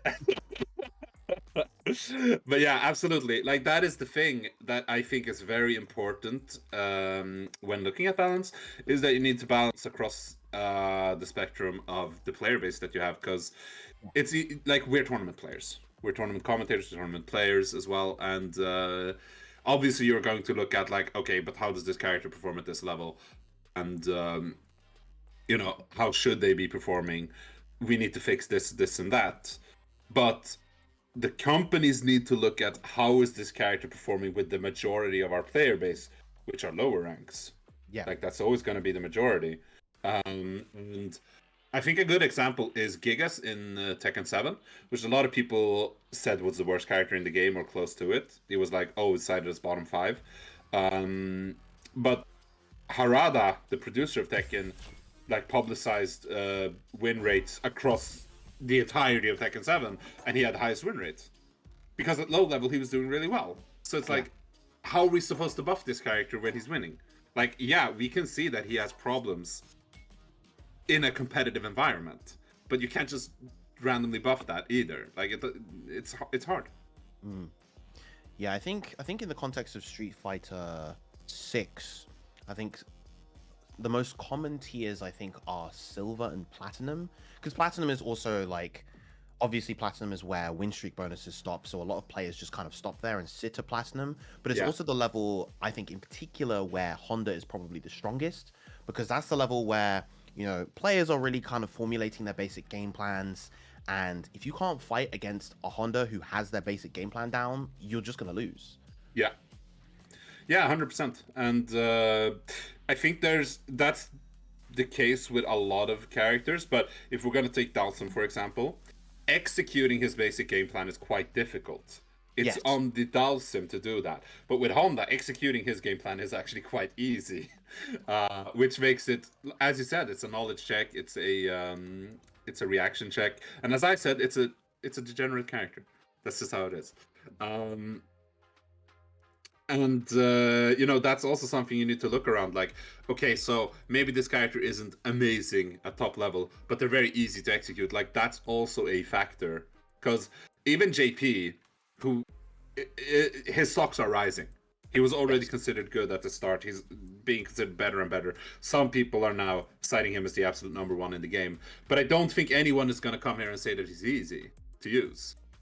Yeah, especially not at the lower. Like, you don't really see JPs below platinum level, for instance, in ranked. It's not until you reach those higher ranks, and particularly in, like, the highest ranks, where the character becomes much more of a presence.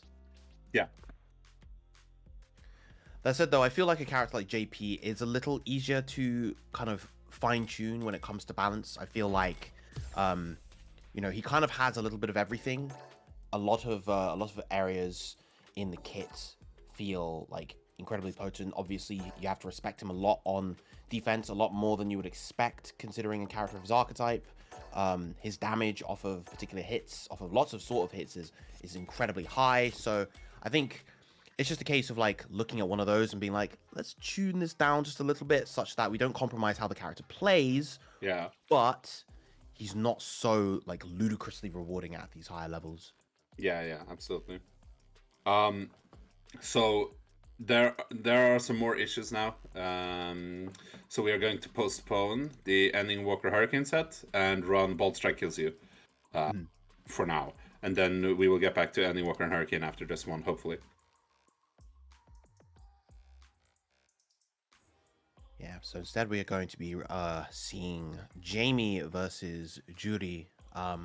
Judy, definitely a character that can prevent, that not only values having the space, obviously, to get her own stocks, but can also prevent Jamie from getting the space that he wants, thanks to incredibly long drive rush, just ability to close the gap incredibly well, harassing with the Fujin fireballs.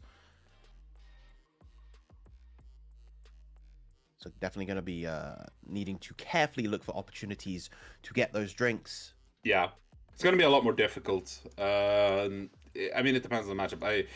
From an outsider perspective, because I don't play JP myself, JP feels like the hardest one to get it in. But then you have like a tier lower with characters like Jury, for example, where it's like it's not easy. And then you have characters where it's basically free. Like who's a good example? Like Rasangif, for example. I think I would say Guile is harder than JP to get those. Okay, those that makes drinks in. sense. Yeah. But yeah, definitely can be a hard time against zoners in particular. I think the one exception when it comes to the zoners actually is probably Dalsim. You know, if Dalsim is committing to playing like using the slow fireballs, for instance, it's quite easy to sneak a drink in before you can before you have to kind of start parrying his stuff. But yeah, there's definitely it's a bit of a weird mix in terms of the sorts of characters that he can find drinks against easily versus the ones that he can find it where versus the ones where it's a bit more difficult. I think generally the ones that can like continually harass you with moving fireballs as well as the ones that have like a fireball into drive rush, they're usually the ones where it's kind of difficult. Yeah, that makes sense. Good reaction here from Killsu. Stops, and the anti-air as well. Stops Bolt Strike in his tracks, and the shimmy. We saw those shimmy attempts in the previous set versus Juicy Joe. Juicy Joe wasn't really biting on them, but Bolt Strike already trying to contest and working out beautifully in Killju's favor. Yeah.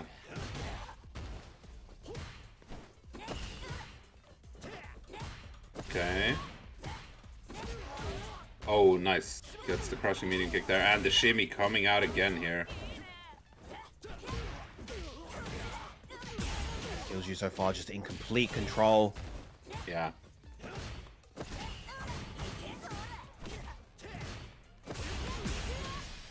Lovely stuff on the drive rush. Not going to allow Bolt Strike to get any offensive momentum. And a clean, swift first game coming out for Killju. Yeah, definitely. Kills you, looking just as strong as he did against Juicy Joe earlier. We'll see. Is this going to be another, quick 4-0? And then we'll, Bolt Strike try to claw it back from there? That's what happened with Juicy Joe, so you never know. Killju is definitely like a heavy momentum player. I think he starts in like 5th gear already, and then it's up to the opponent to get up there as well. They need to step on the gas and get up there real fast. Yeah.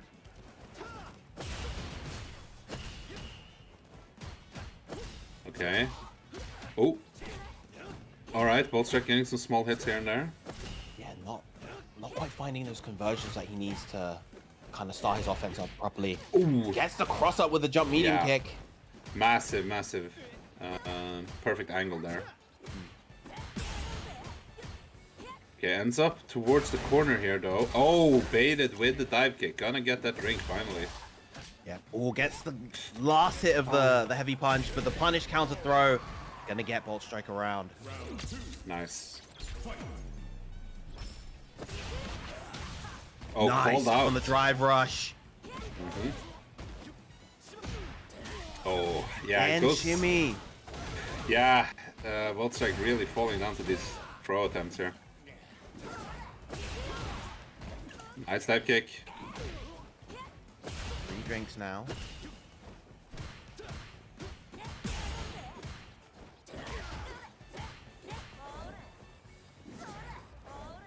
Just trying to take some distance here. Yeah, that's what I thought. Wanted to go for the 4th drink.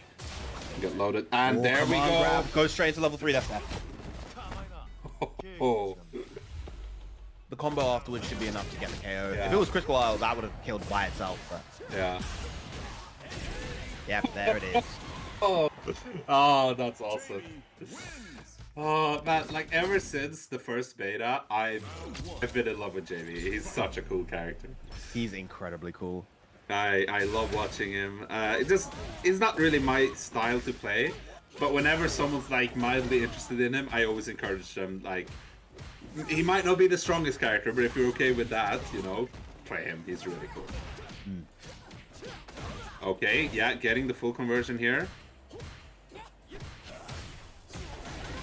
Yeah, Again, just still within range to get punished after that palm. Yeah. Nice DP on the jump.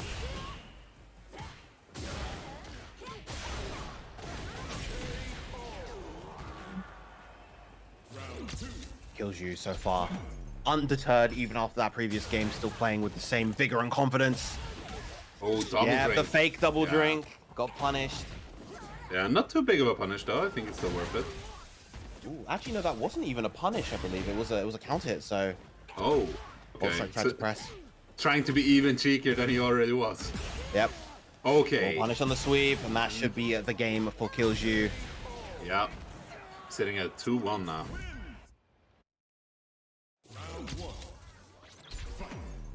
Oh, punishing drink gives a counter hit, says Wonderboy in the chat. Ah. So. I wasn't aware, actually.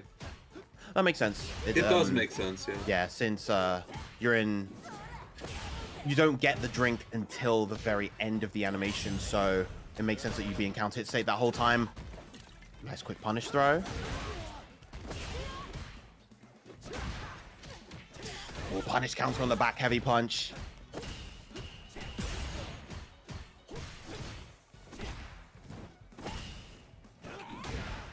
Oh, yeah, big counter hit. Gonna get the OP situation here.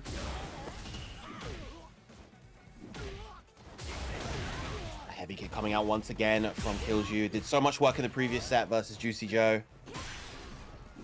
Oh, burnout. Having to deal with Jury in the corner while in burnout. Yeah, that's not where you want to be. Round 2. Fight.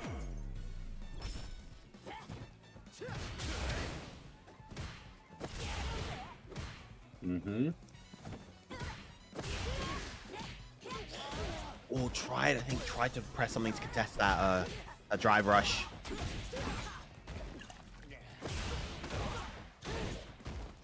Oh, goes for the DP. Oh, okay. Yeah, and resets into throw. Oh, a counter hit. Throw. Yeah. Oh, no punish. Yeah, of course, Kills You. No drive gauge, choosing to back off, but that's safe at that range. Oh, big. Yeah, doesn't want to burn the meter here, wants to keep it for the next round, which makes sense. Oh, doesn't get the cross cut on the DP. It's going to cost him the game, potentially. Yeah. Rich Galar coming out for Jury. Yeah, that's it. Final little hit. Should be enough. There it is. 3-1 now for Kills You. Oh, man. Yeah, he could have just closed out the round with the super there, but I understand the hesitation, because it's 3 bars. They're in burnout. They don't have a lot of HP left. Like, using those 3 bars is gonna make the next round very difficult for you. I totally get it, but I think if he could go back, he would have done things differently. Oh, blocks the full wrecker. Oh, no.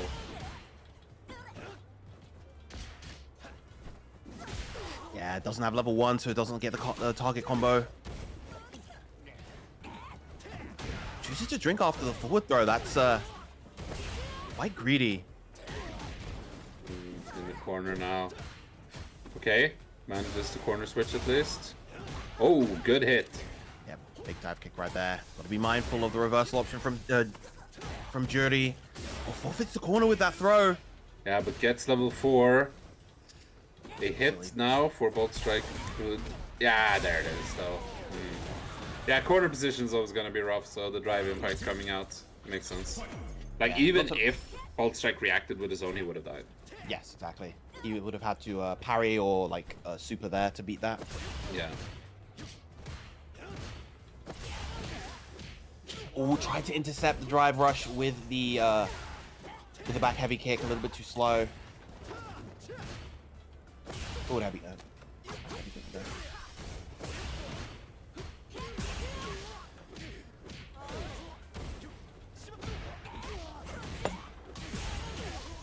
Forward heavy kick. I don't know why I said back heavy kick. Oh man, this is such a long extension, and Yep. that's gonna put Kills You at 4-1.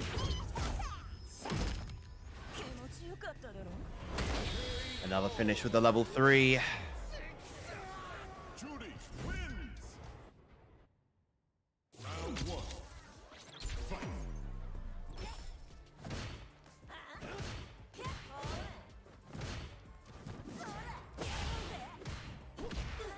And so far in the set, it feels like in the instances where Bolt Strike makes a correct decision, it feels like he's making it a little bit too slowly, and he's not able to capitalize off of his hits the same way that Killju has been. Like, Killju has hit Bolt Strike a grand total of, you know, that was 3 hits plus a throw, and that was the round. Yeah. And now, once again, at set point, Killju 1 round away from winners finals. Bolt Strike, though, not going to take that laying down. Lovely use of the dive kick. Gets the combo off it, too. Wow, and the overhead from the drive rush.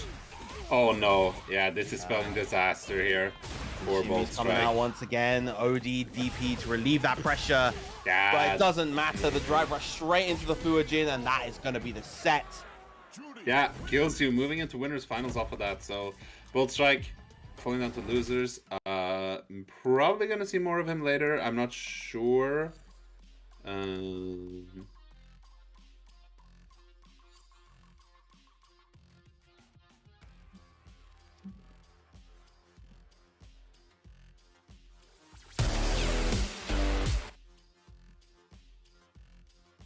Yeah, depending on whether or not we were able to sort the issues out when it came to ending Walker versus Hurricane. Yeah, hopefully this will work better now. On the loser side of things, Rickman's Barnett was able to take it over Ethelman. He should be playing against Bolt Strike next. And then Juicy Joe, of course, Mr. Crimson had to drop out the tournament, so Juicy Joe will be fighting the loser of Ending Walker versus Hurricane. Yeah. Bolt Strike is going to go up against Rickman's Barnett. Not sure if that's going to be on stream or not. But that's in losers, so it's later regardless.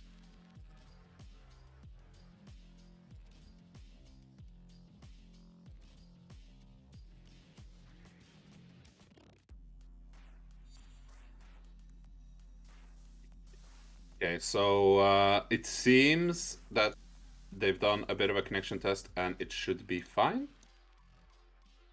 So we are going to get Ending Walker up here against Hurricane. And they were both extremely dominant in their sets earlier, so it's gonna be cool to see.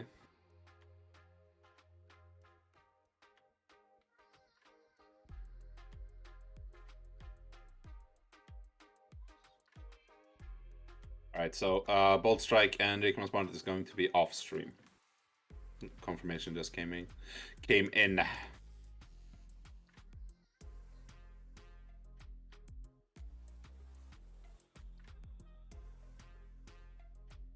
Alright, so we are gonna see Honda versus Cammy here. Cammy, yeah.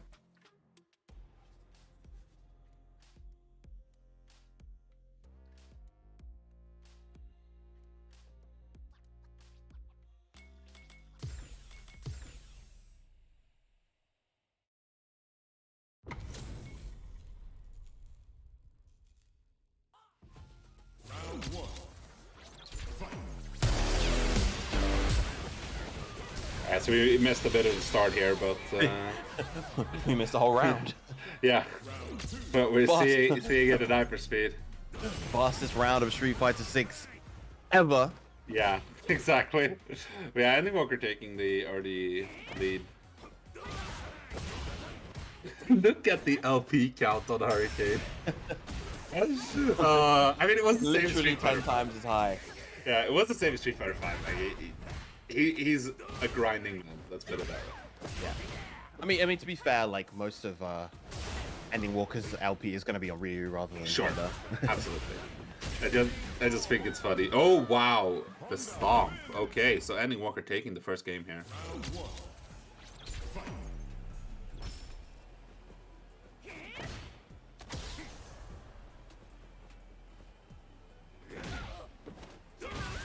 Just staring at each other. Just stare down. Oh, Or the Kara sneaky. cancel into the command throw. Yep. Okay, the hooligan command coming through. Oh, that neutral could have jump. been a huge punish, but wasn't actually ready for it. Lovely anti-air right there. Shimmy as well.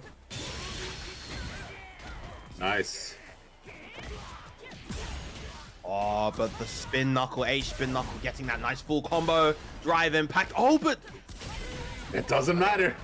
It doesn't matter. It's fine. looks like he tried to go for a drive rush punish counter, but ended up burning out instead. But yeah, as you said, didn't matter in that situation.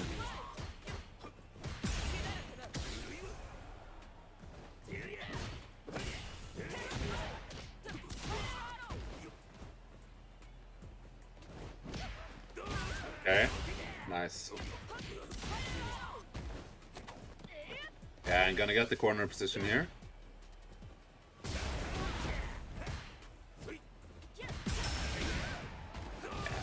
Back in the corner.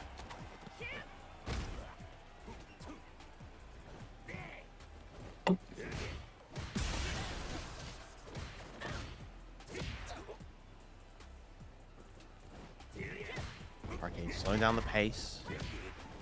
Doesn't want to engage with Honda while in burnout. Ooh. Lovely quick little light change straight into the level 3 Hurricane.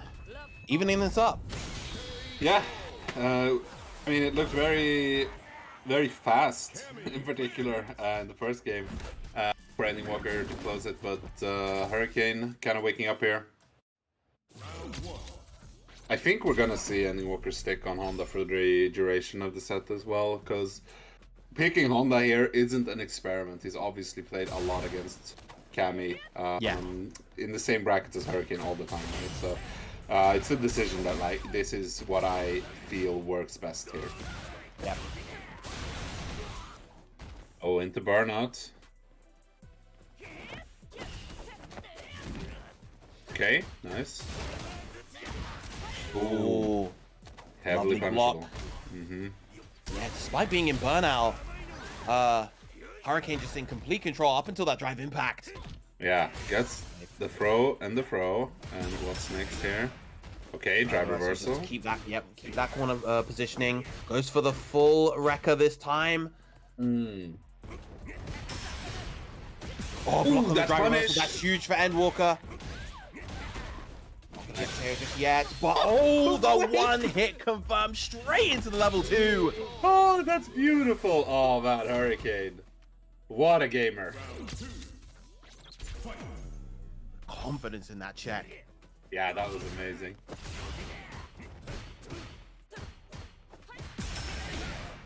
Okay, yeah. Wants the positioning. Ooh, unfortunately ends up in the corner, but actually... Oh! What an air throw. And The what a reaction with the DP! DP as well. Yeah, Hurricane. Really in control here.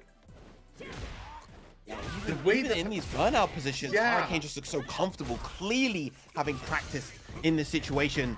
Yeah, the way Hurricane is playing dominantly from burnout is amazing. It's something you rarely see. There's a drive impact, gonna close it out. 2-1 here in Hurricane's favor. Cammy wins. Round 1. Fight.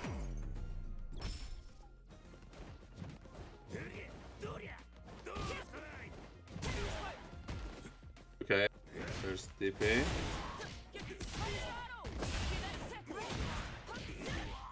Oh, this time using the hooligan to initiate the offense. Oh. Ooh. Oh, we looks like having- we're having... Yeah. This Oh, looks it's really bad. unfortunate. Yeah. It was looking fine for a few games there, but now it's at the point where, like, even as a spectator, you can see it, then you know the lag is bad. Yep. Okay, looks like they're opting to just continue. You know, it could just be a, like, one-time hiccup. I'm a bit concerned considering what happened earlier, but we'll see how it shapes up. Alright, release the pressure with the OD headbutt. Yeah. Oh, there we go. Gets burnout. Yeah. Again, we've been seeing how well Hurricane has been playing in burnout. Yeah. And he does have the life lead as well. Lovely DP against the butt stomp, and again, reaction DP to the headbutt. Yeah. Round 2. Fight.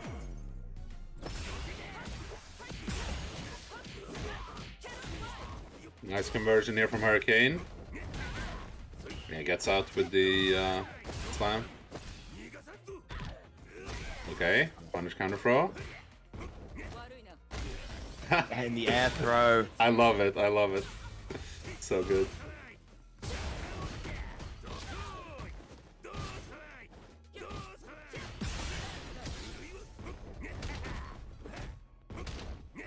Walker whittling away at that guard, Yeah. and there it is. EX, OD, butt stomp.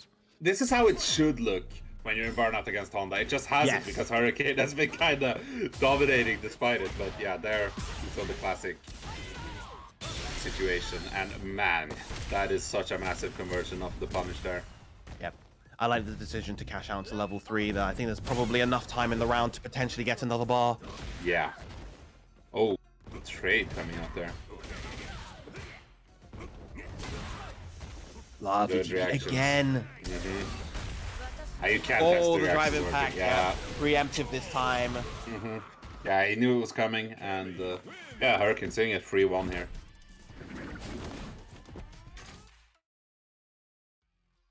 Okay, I think we're taking a look at what's going on here with the connection.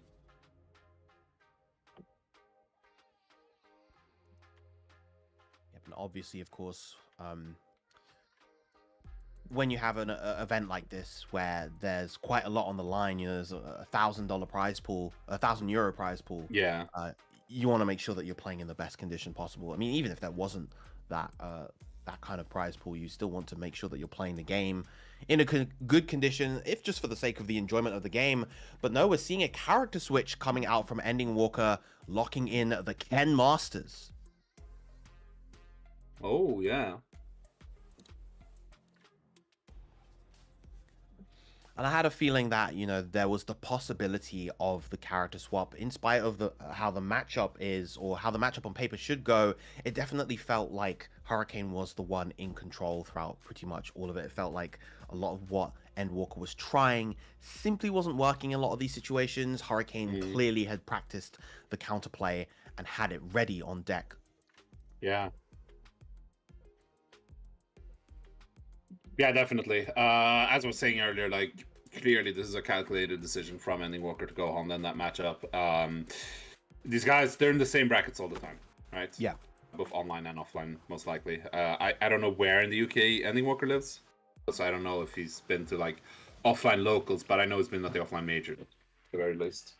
Yeah, I know he's been to, so in terms of UK events, both of these two have definitely attended London events. I've seen Hurricane at the WSO weeklies on Wednesdays, and I know I've seen Ending Walker at the Red Bull events. Granted, the Red Bull Gaming Sphere events tend to be a bit bigger, and so it tends to be tends to attract more players from outside of London, but I'm pretty certain that they've definitely been in London events together. Also, I'm not sure if it's a case of, I need to double check if Ending Walker is able to actually enter the WSO ones, because that's, I know there's a lot of drinking at those events, since they're in bars and like, they're, I don't think Ending Walker is 18 yet, so. Wow, Okay, that was yeah, I think that we was a kind of game. just missed that game, unfortunately. But Ending Walker going over to Ken and taking a game there, so it's gonna be 3-2 here. Now we're actually in. Oh, he lives in the Midlands. Yeah, so that's quite a journey to go down for a weekly. So yeah. Oh, perfect here from Hurricane. Round 2. Fight.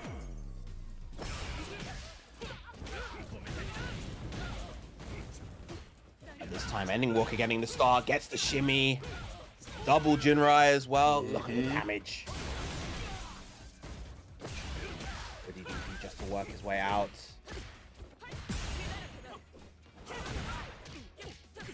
Oh, yeah, good conversion. Nice with the counter hit.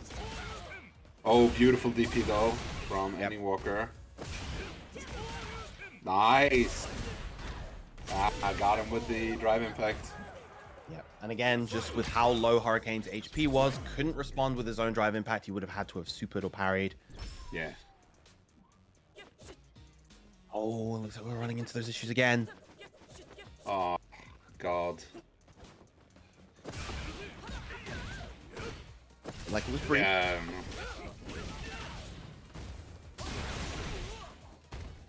These ODDPs working out very well for Hurricane. Obviously, Cammy having the lovely benefit of being able to sideswap with the DP itself. Oh, there's a throw from the... Oh, did he do anything? No. No, he didn't, and as a result, he's going to capitalize and take this game. 4-2 so far for Hurricane. Yep. Oh, man, I hate that these issues keep coming up, though. Alright. It seems like we're going to do a connection test here, because things are going kind of south.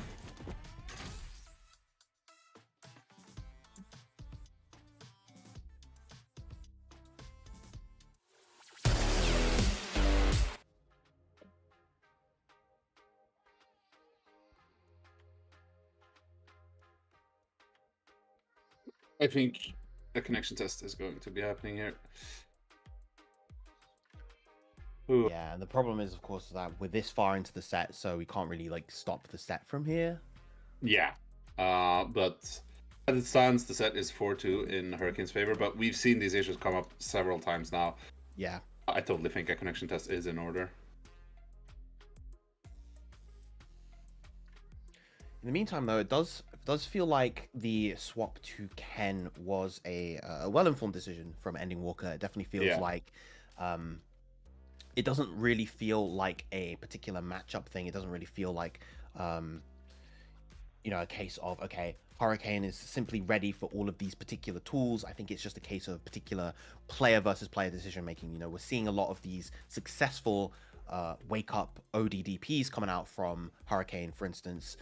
And I think in just those situations, it just comes down to Ending Walker having to restructure his wake up pressure a little bit differently.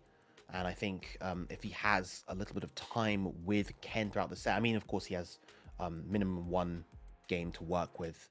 He could potentially work around those wake ups a little bit better, and that could make the difference. Yeah, absolutely.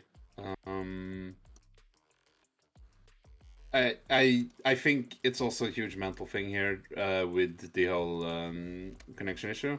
Because I feel like that wake up level 3 from Ending Walker was emotional. Yeah, it's definitely easy to see like players getting frustrated in those situations just because, you know, they're not able to play the way that they want to. They're not able to play at the pace that they want to because, you know, matches are constantly getting interrupted by these connection issues, and as a result, especially when you're the one behind in the set and in the game, you know, you just want to get back into the swing of things, and you could easily just make those hasty decisions. Yeah. So we are conducting speed tests at the moment. I'm gonna see what the results are. Okay.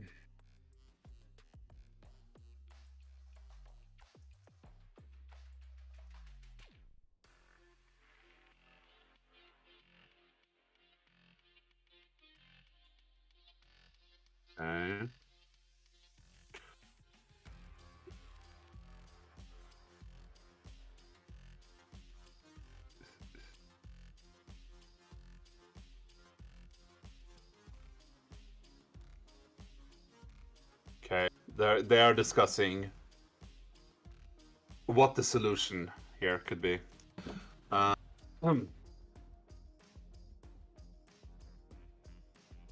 in the meantime, I could always talk a bit about well, the tournament so far. We've seen some really good matches from most of these players, and I would say we're seeing relatively expected results. Like, unfortunately, Mr. Crimson wasn't able to play today, but seeing, you know, kills you in the winners finals, and then you have Ending Walker and Hurricane here in the winners semis. Like, that being the top end of winners is just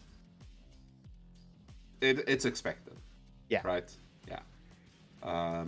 Meanwhile, in losers at the moment, we have Rikman's Bonnet, Juicy Joe, and Bold Strike. I believe Rikman's Bonnet and Bold Strike are playing at the moment. Not sure what they're looking at. Yeah, I believe I think I want to say that we'll probably have losers top 4 on stream. So the losers semis probably going to be on stream. Yeah, I believe so. Yeah, and then of course the rest of the winner side as well. So Yeah, not much left in winners. It's just winners finals after this one. yeah, Okay. as we mentioned before, the loser of this set is going to go down to fight Juicy Joe. Winner obviously fights Kills You in winners finals. Yeah, I'm personally really looking forward to future installments of this tournament where Yeah. we're going to see even more players, even more of Europe's top talent come through and enter, try their hand at the prize pool. Because there's so much for every country in Europe to showcase. So many incredible players, both old and new. And like tournaments like this they're really a great opportunity to show off some of the talent that the continent has to offer. Absolutely. I think the level in Europe is exceptionally high, especially now in Street Fighter 6. And I'm glad that we have a lot of different events that can showcase that. Obviously, the leading one at the moment would be Salt Mine League. Yep. To see a lot of players always play there every week. And yeah, doing really well in the majors as well. And I think, yeah, this looks like we're already... I think we already have massive issues here. Yeah.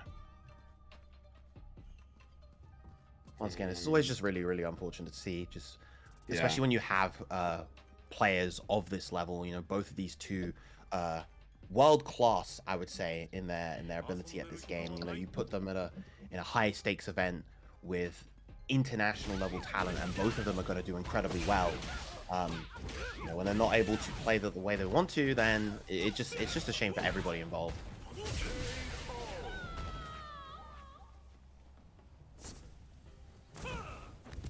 Yeah, absolutely.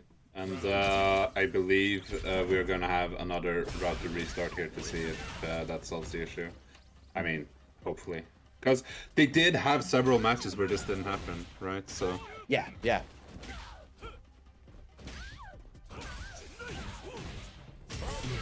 In the meantime, of course, you also mentioned other sets. Obviously, the one that we have lined up on the loser side, Bolt Strike versus Rickerman's Barnet. So Bolt Strike against another jury player. So it'd be interesting to see after the set versus Kills You how he's able to make adjustments, at the very least, to the character. Of course, different players play their characters very differently. We saw very kind of high octane pace of gameplay from Kills You that was difficult for Bolt Strike to keep up with, I think. So Yeah. if depending on how Rickerman's Barnet plays that set, we may see a similar result. But of course, Bolt Strike definitely have the opportunity to extrapolate plenty of information. So we'll have to see how he makes the proper adjustments.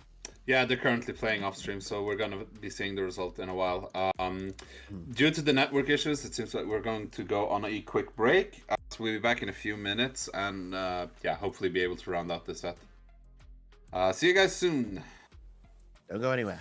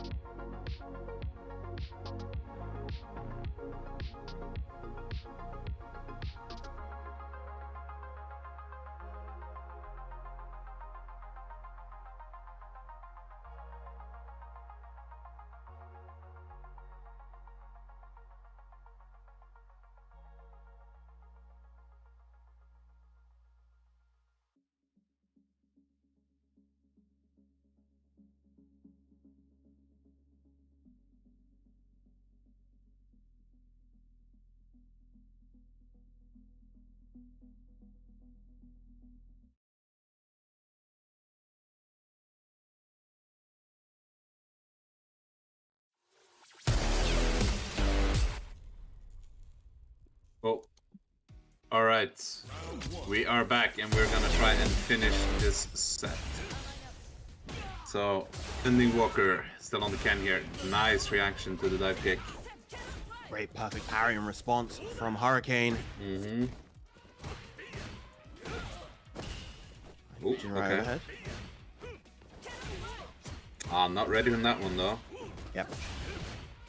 Alright to get hit by that one. It was a high non-OD dive kick, so no combo for Cammy. Yeah, for sure.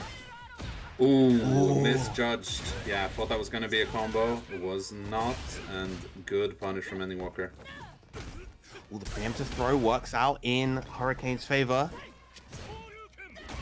Oh no, the DP, that's gonna lead to a chunky punish. Yeah, that's unfortunate. Level 1, not. Is that enough? No, not quite. Not quite.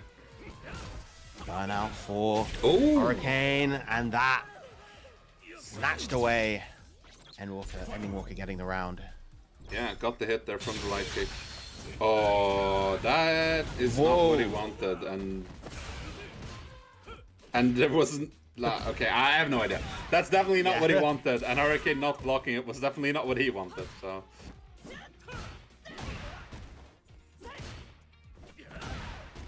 Oh, whip punish. Punish. Oh, nice EX cannon spike there.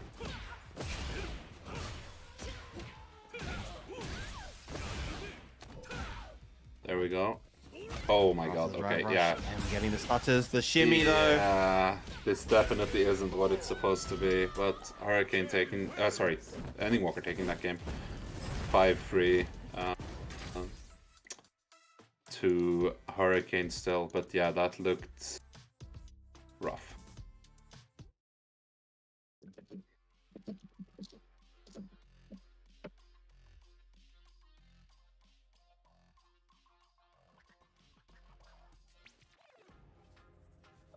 Let me conduct something quick here.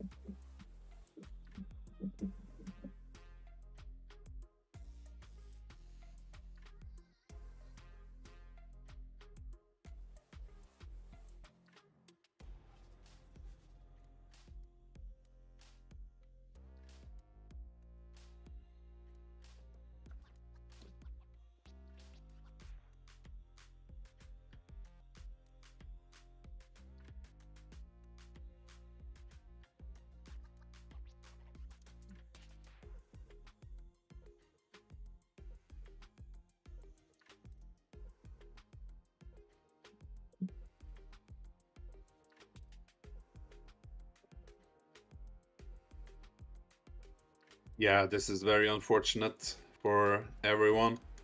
Trying to figure out what we're doing about it, because clearly it doesn't work. Yeah.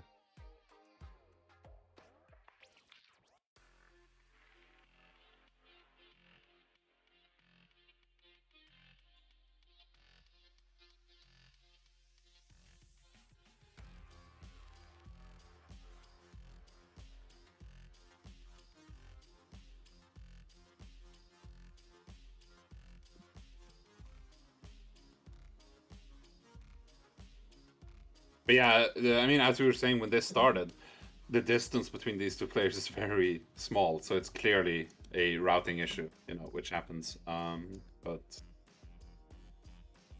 not fun to have it happen in the middle of an event. Yeah. It's also in a bit of an awkward position in bracket because, you know, we can't really. There are no more sets to play beyond this one at the moment. Yeah.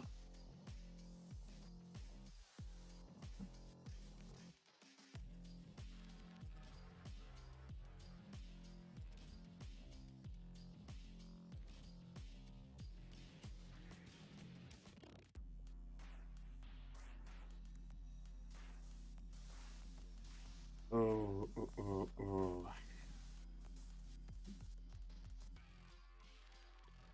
In the meantime, I think it's probably worth talking about some of the other like major European events that are going to be lined up for the future. I'm Obviously. curious- go on. Yeah, sorry, go on. I was just going to mention, of course, UFA at the end of November. Yeah. I feel like there's going to be even more beyond that. Yes, we have the offline premiere at the beginning of November, which is in France, with the winner qualifying for Capcom Cup. And then we obviously have the online CPTs going most weeks, not every week, but most weeks. We still have some European ones left on that. We have my region, Europe Northeast. I'm probably going to sign up for that. We have Europe West left. I believe we have, France, Spain, Portugal is left still. UK, Ireland still left. So there's a lot of action coming up. Hopefully for next year, we are gonna see even more. Hopefully more offline events as well. But yeah, UFA, as you mentioned, is one coming up, which isn't part of the Capcom Pro Tour, but is still gonna be a big event. There's also, I think, next week. Wait, let me double check here. In 2 weeks, we have crossover in Germany, which is gonna have a lot of people as well. So there's always stuff happening. There's always a lot of stuff going on, and honestly, no matter where you live, you probably have some locals you can go to as well. Excitement is quite high in general right now. Not just for Street Fighter 6. Tekken 8 is coming very soon. Have a bunch of other games that are active. Guilty Gear Strive still getting DLC. You and I both obviously were very involved with Granblue Fantasy Versus. The sequel to that is coming up for those who are so inclined. Yeah, so there's always stuff going on. Yep. Fighting games more active than they've ever been. Honestly, there's just Yeah. pretty much regardless of whichever game you're playing right now, you can find events, you can find communities. There's always so much to do within these games. Yeah. So okay, the verdict seems to be that we are going to give it one more shot, but if that kind of lag happens again, Ending Walker will just advance because it seems to be on Hurricane's end. Okay. So yeah, right now the standing is 4-3 in Hurricane's favor, and we'll see if something goes crazy. Then Ending Walker just advances to winners finals. Yeah, very unfortunate though to have this kind of stuff happen. Unfortunately, It usually when doesn't. you're winning the set. Yeah, exactly. It usually doesn't. As we were saying earlier, like the netcode is actually really good here in Street Fighter 6. But yeah, this is outside of the game. I have to assume it seems to be a routing problem.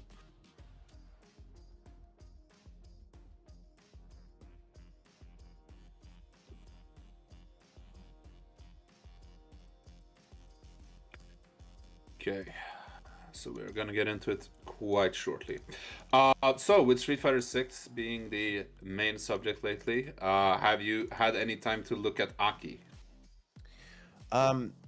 Not too much personally. I think the character looks super interesting. I think I really like what they've done with her kit. I really like what they've done with her design overall. She's not my type of character, but I think she's a really, really cool, unique addition. I like that they took the poison mechanic from Fang and they've kind of evolved it with the whole Toxic Blossom stuff. The fact that it actually drains regular life rather than just gray life now.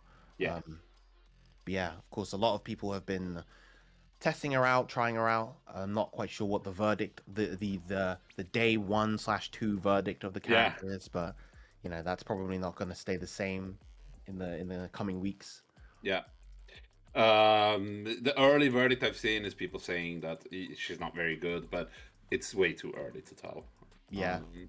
I was very excited for her in general, but I haven't had time to play now that she actually came out. But I'm looking forward to playing her. I think she might be a character I actually like properly vibe with, and we'll put more time into actually playing. Because that is, as it is right now, I'm watching and analyzing a lot more than I'm actually playing. Yeah.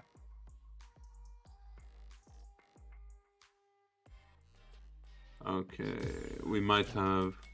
Such is often the fate for us commentators. Yeah, it happens.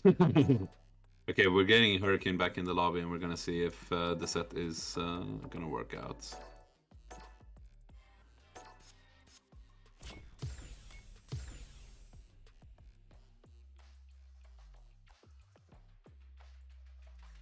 I love seeing these little profiles and like people's active hours, and you see so many of these high level players like active hours 2 to 3 a.m. So Yeah, exactly. The grind really never sleeps. Yeah, that's so common to see like 10 p.m. to 4 a.m. and it's like, damn. Yeah, I mean, we've been known to be up at some DGen hours from time to time as well. Oh yes. Part of the life.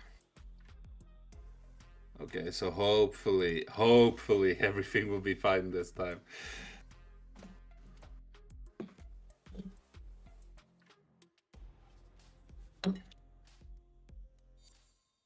Okay, we're getting into it. Score is 4-3 in Hurricane's favor.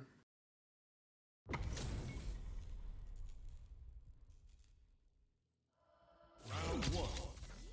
Fight. Oh, it already looks a bit choppy. Okay, there we go. Okay, yeah, I think it was choppy and Hurricane just giving it because that's what he said. Yeah, real unfortunate way for this winner semis to wrap up, but Yeah, it is what it is sometimes.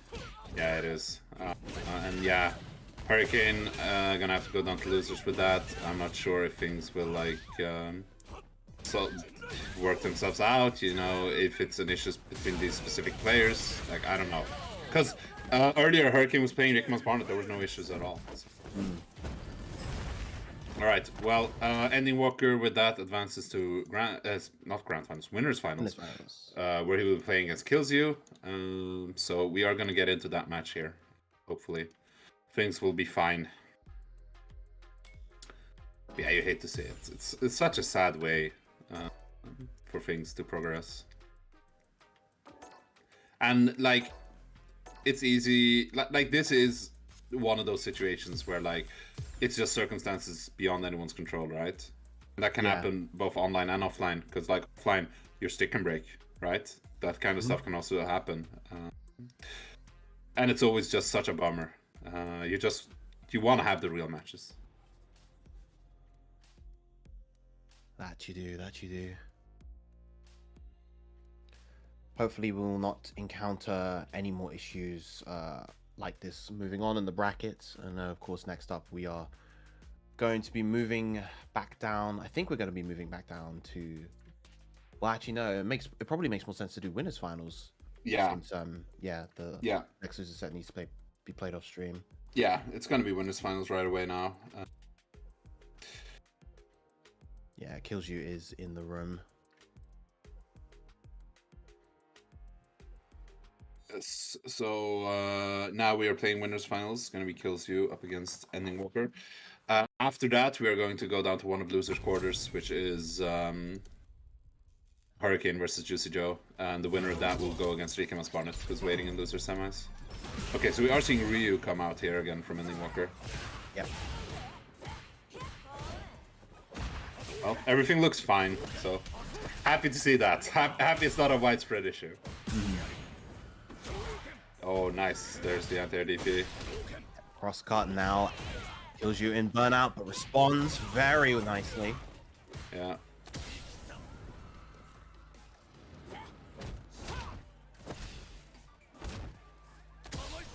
Yeah, you can kind of throw this stuff out when the opponent is in burnout because of the extra frames on block. Yep. Ooh, nice fishing there. Offered that straight out of the crouching medium kick. Obviously incredibly effective in this game. Yes.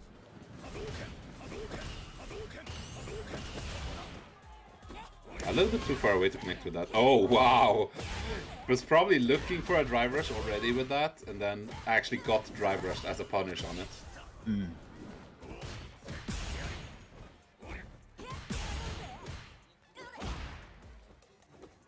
No conversion after the punish counter right there.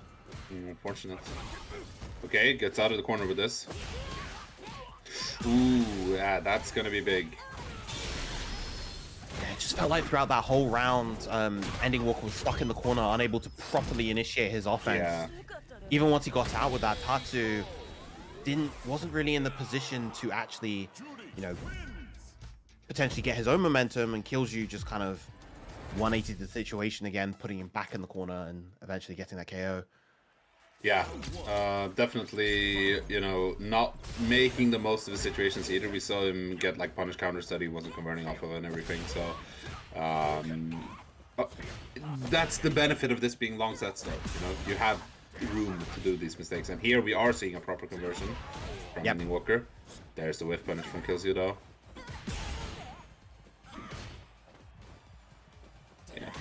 Looking for an opening here with light kick. Good anti-air. Oh, cross up. Wow. Oh, that was so smart. Yeah. Feels you definitely not ready for that one, and it's going to cost him as a result.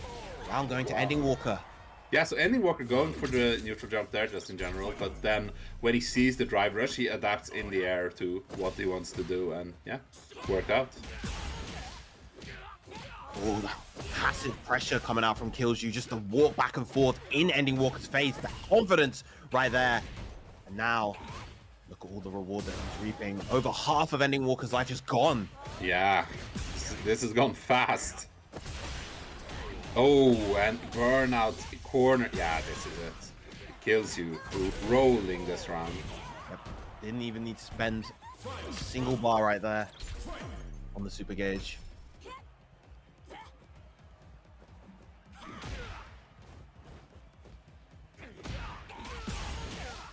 Again, just these shimmies in these almost neutral positions, just the confidence where Killju feels like he has the advantage when he's at that range. Yeah. That's going to be the game. 2-0 to Killju already.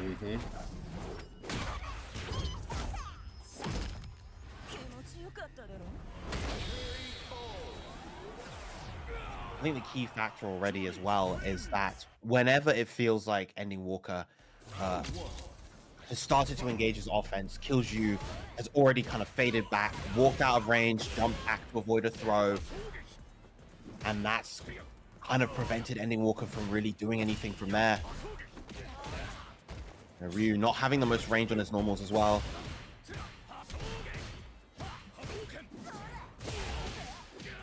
Oh, clipped in the legs by the Fujin. Oh, what a block on the DP, and that is going to be the round once again to Killju on fire right now. Yeah, looking amazing. And I mean, we talked about it earlier, like Killju is such a momentum-based player. You really need to just match his level of speed to get in. And okay, kinda, as I'm saying that, kinda looks like we're seeing that from Ending Walker. Oh, they're just swinging for the fences here, both players. Real wish punish game. Oh, beautiful parry.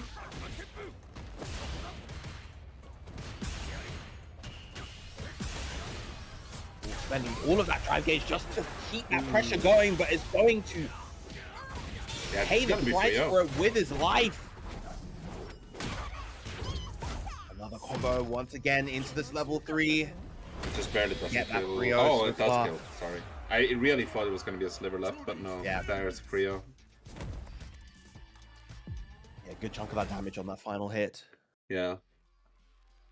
Yeah, it might be a character switch here, because that wasn't looking amazing.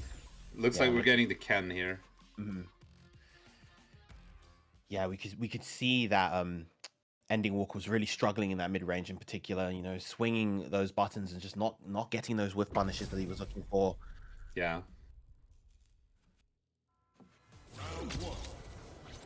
Swap to the more privileged set of pen buttons may come in handy for Ending Walker. Punish counter throw, unfortunately a little bit too early in trying to press that throw was Ending Walker. Okay. Full corner carry here. One of Ken's privileges. Yep. And it feels like there's already a difference being made right there. The quality of Ken's normals really shining through. Absolutely. Oh, Lovely use of the Tatsu to high profile. yeah, that was amazing. Will that meet you though? Oh, the shimmy paying off. Killju getting so much from this in all of his sets. Yeah, Killju is just he's playing that close range so beautifully, just using his options so well to just bait out those throws, just not allowing Ending Walker to feel at all comfortable really. Yeah.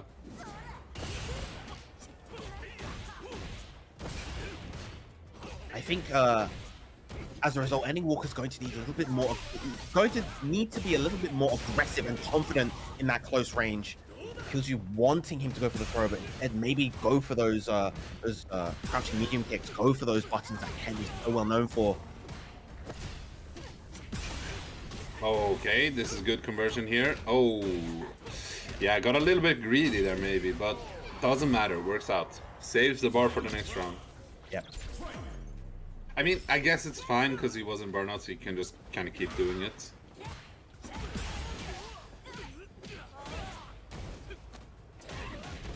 Okay, corner. Take throw. Right. Oh, I like that. Reversal super gets the side switch as well. Wonderful stuff. And now Ending Walker is the one who gets the pressure. Yep. Throw loops. Meaty standing heavy punch. That button from Ken. So good. Oh, pulls out the Dragon Lash, and again another conversion into the level 3 is going to be enough. Kills you. Killzoo has been so smart with using Drive Impact. Like, he has such a good read on when people want to do these high risk. Well, they aren't normally high risk, but they become high risk because of Drive Impact, right? And he just knows it, because like Drive Impact itself is relatively high risk because the opponent can just Drive Impact you back, right? But he knows like this is where he's gonna go for the Dragon Lash, for example. But he's done that in all of his sets and to such great success. Yeah.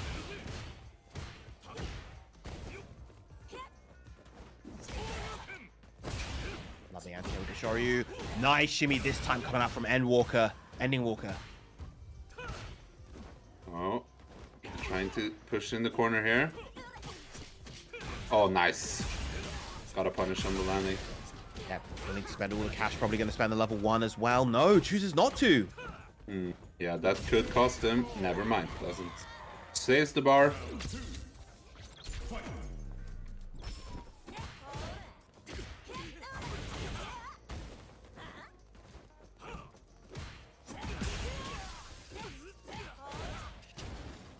You're doing such a good job punishing these, even these jabs. Of Yeah. course, Ken able to work his way out of the corner. Meterless. Oh, just off on the timing of the meaty right there. Oh, nice. The one hit into super. Goes for the low, gets the pick up into Shoryu as well. Ooh. Yeah, getting big conversions here, and Ending Walker putting himself on the board here. Yeah, 4-1. game.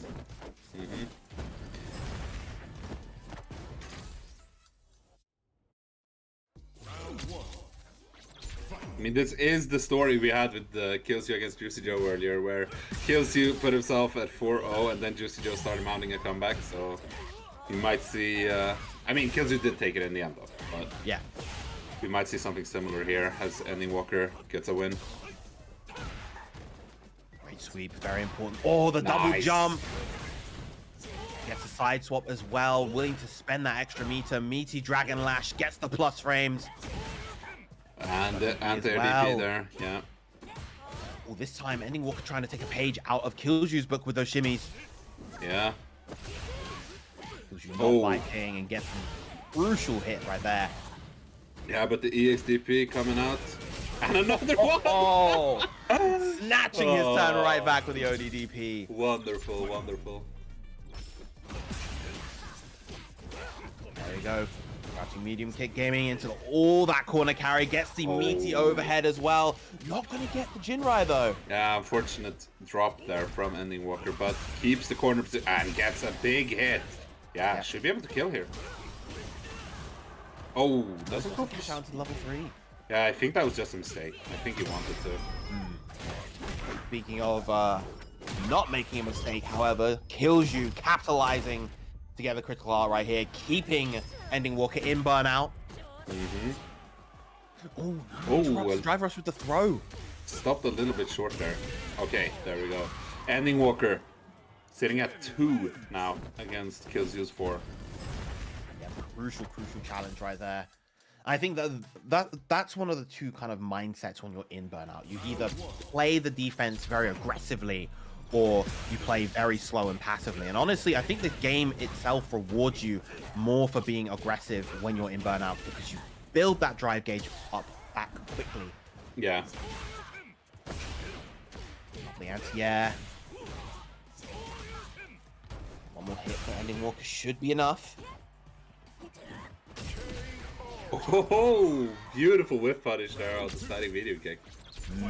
I really like that button on Ken. It's like it goes into the target combo as well if you get like a good whiff punish situation, but I don't know. It's just such a comfortable range you have. Yeah. For that. button. And you can see the difference Ken's buttons are making here for ending Walker. He's just able to do so much more at this mid-range, just able to contest Jury a lot better. H Dragon Lash, full corner combo, or full corner carry combo, excuse me. Yeah. Okay. Oh, gets the conversion. Doesn't cash out properly. Unfortunate. And now Kills is the one pushing. Okay, the parry.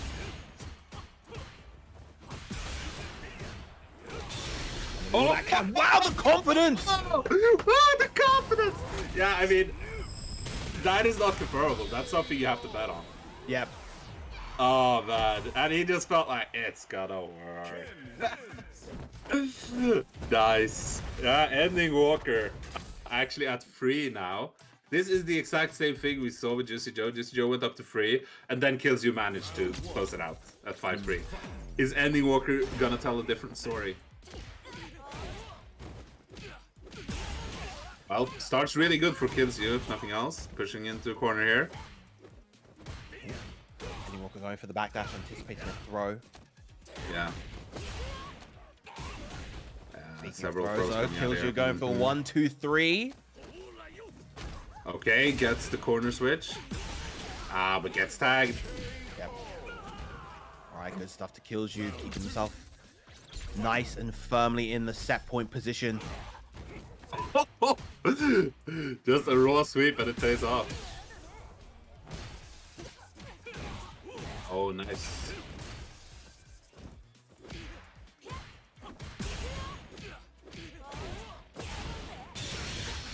Oh, Kyuju's been really good with that throughout this whole set. And throughout this whole bracket, he's been really good at facing those reversal situations. Yeah. Goes into the level 3. This one shouldn't be enough to get the KO, I don't think. Yeah, but it's gonna be a terrible situation for ending Walker here. Yeah, that's it. And we saw the exact same story as with Juicy Joe. Kills You, moving into grand finals here on the winner's side. Ending Walker gonna fall down to losers finals.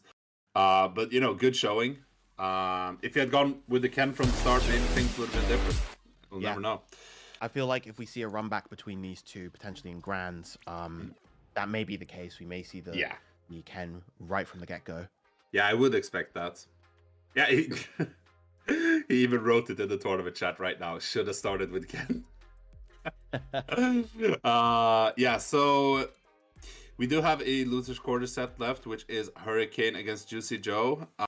Hurricane still having problems, unfortunately. RTO is trying to solve it with him. So we're gonna see if this looks doable or not. Otherwise, I'm guessing Juicy Joe is just gonna auto-advance into the top 4. We will see shortly.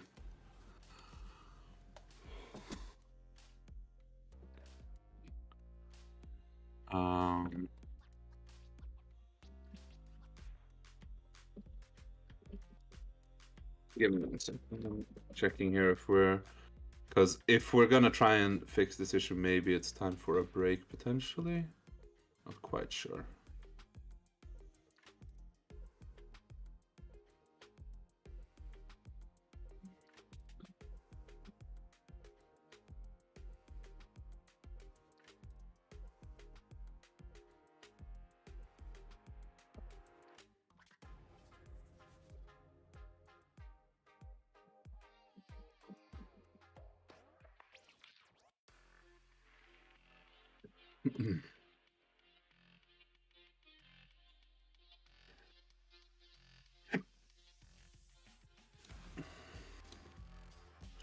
I think it's really nice to see, though, how well Ending Walker is performing, even though, you know, his classical main is coming to the game but isn't here yet. Yeah. So I'd be very interested to see what they do with Ed in Street Fighter 6 to begin with. So Street Fighter 6 obviously has the, you know, dichotomy of the modern controls versus the classic controls, and Ed was already modern in Street Fighter 5. I really hope they don't remove that from him. Like, I feel like as a character, he probably should just... he doesn't even have a mode, you know? Because how Ed works. But it's also going to be very hard to balance that because obviously there's a damage reduction to modern and everything, and you have the limited normals and everything. So I have no idea what they're going to do, and I'm interested to see what they're going to do. Yeah, I think generally speaking, coming into Street Fighter 6, a lot of the kits tend to be more loaded and complex than their past iterations. So Yes. I feel like they've been definitely very creative with the sorts of ideas that they've been employing with the characters. I think probably one of the only exceptions in terms of like the nature of the kits is probably like Lily. She has a very kind of simplified kit and game plan comparative to most of the other cast members. But yeah, I'm curious to see just what sort of tools they give Ed and how they kind of remix his moves coming into Street Fighter 6. Absolutely, and that's a thing across all fighting games is just because you love the character in the previous iteration, it doesn't mean they're gonna be fit for you now. And that might be the case for Ending Walker too. Like, we'll see. He was the best Ed in the world, I think everyone would agree, in Street Fighter V. Really, showcased everything that character was capable of. Is that going to be the case in Street Fighter 6? We don't know, but at the very least, Ending Walker himself is, he's still a massive force in Street Fighter 6, which is awesome to see. And I know, like, oftentimes they like to tie, lots of good fighting games do this, or the big fighting games where they like to tie character kits with the kind of narrative that they're trying to tell, or the story that they're trying to tell. Obviously, like, Ed in this game is at a very different point of his life as he was in Street Fighter 5 now, having founded, I think, like, being like the head of like, Neo Shadaloo and all that jazz. Just, I think that's probably going to permeate into his moveset somehow.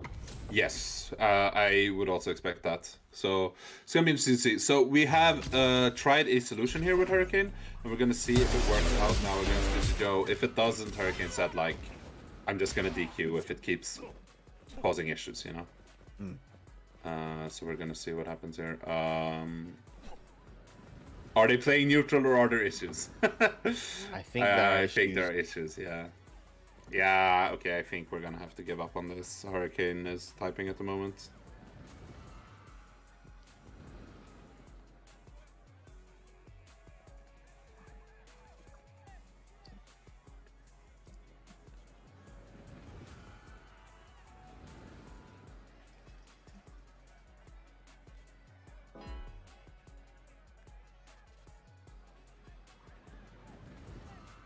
Yeah, that's really unfortunate. It kind of came out of nowhere because, as we were saying, Hurricane was playing earlier. He was playing sets and stuff before the tournament, had no problems. Early in the tournament, he was playing against Reikman's Barnet. There were no problems, and then it just kind of happened, and it is what it is. I think it's like an internet service provider issue. What are you gonna do? Yeah, UK net is not the best. Yeah, unfortunately. It happens. So with that, Juicy Joe just advances, and we are now gonna go. We're in the top 4. So it's gonna be loser semifinals. Have 2 Swedes here. Of course, this is an event where anyone within Europe is allowed. But it is a Swedish event at its core. It's kind of a sequel to a Swedish offline event we had many years ago in Street Fighter 4, called the King of Sweden. And now instead it's the King of the North. And, anyone can join as long as they're in Europe. Yeah. So kind of cool to see 2 Swedes here battling it out in the top 4. Going to be Rika Sparnet and Juicy Joe. These guys have played a lot against each other. Most recently in tournament, I think they played in BS Fighting. I know they made Rika Sparnet got first and Juicy Joe got third, but I'm pretty sure they played in like top 8. Let me see. I think they played at some point in that tournament as well.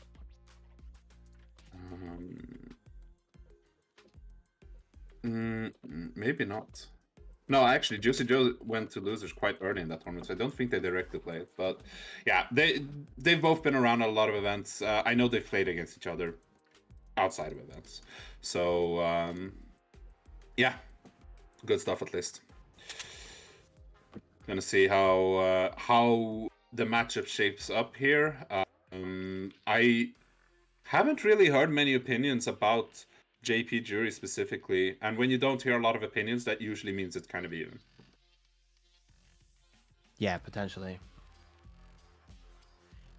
Either that or, we go under the modern assumption that JP probably wins, if just because Yeah, it's JP, and that's just kind of the modern perspective of the character. Obviously, he's, as you mentioned before, seen widely as current best in game, so...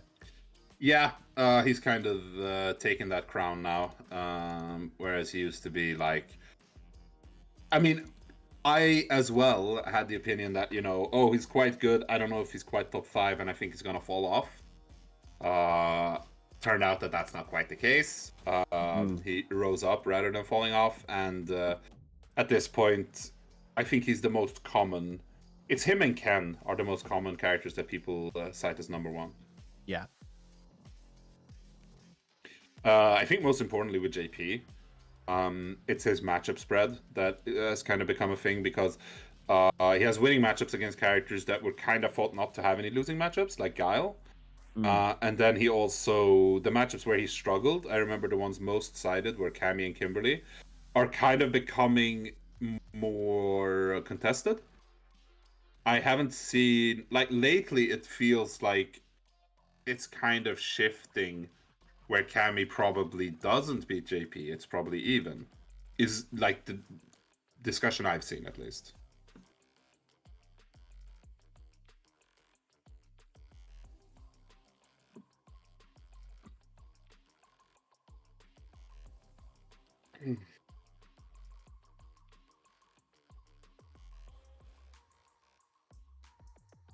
But yeah, let me think. I'm pretty sure top 4 is in the money. I think. Oh, actually, 5th already got some money. But yeah, they're in the money right now. But there's a pretty big step up for each placing here, Yeah. With obviously first place taking the lion's share. So yeah, at this point it becomes money matches. And quite high stakes ones at that. Yeah. Okay, seeing a good, strong start here from Juicy Joe. Yeah, punish counter on the throw. Okay, Rikaman's Bonnet getting out. Yeah, very important challenge right there.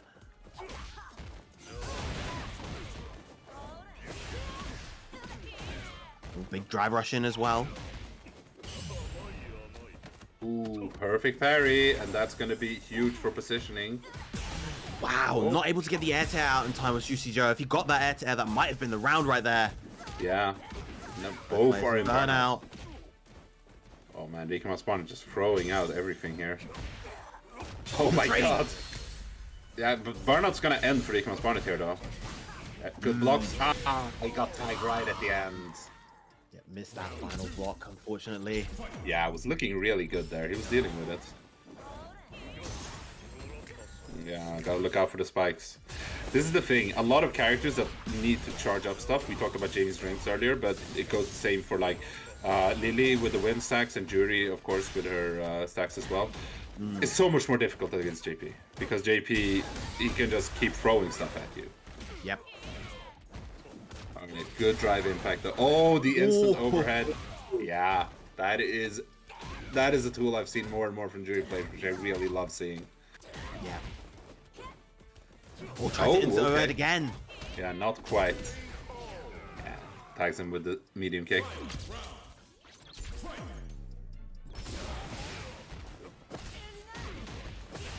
Big punch counter throw. Oh!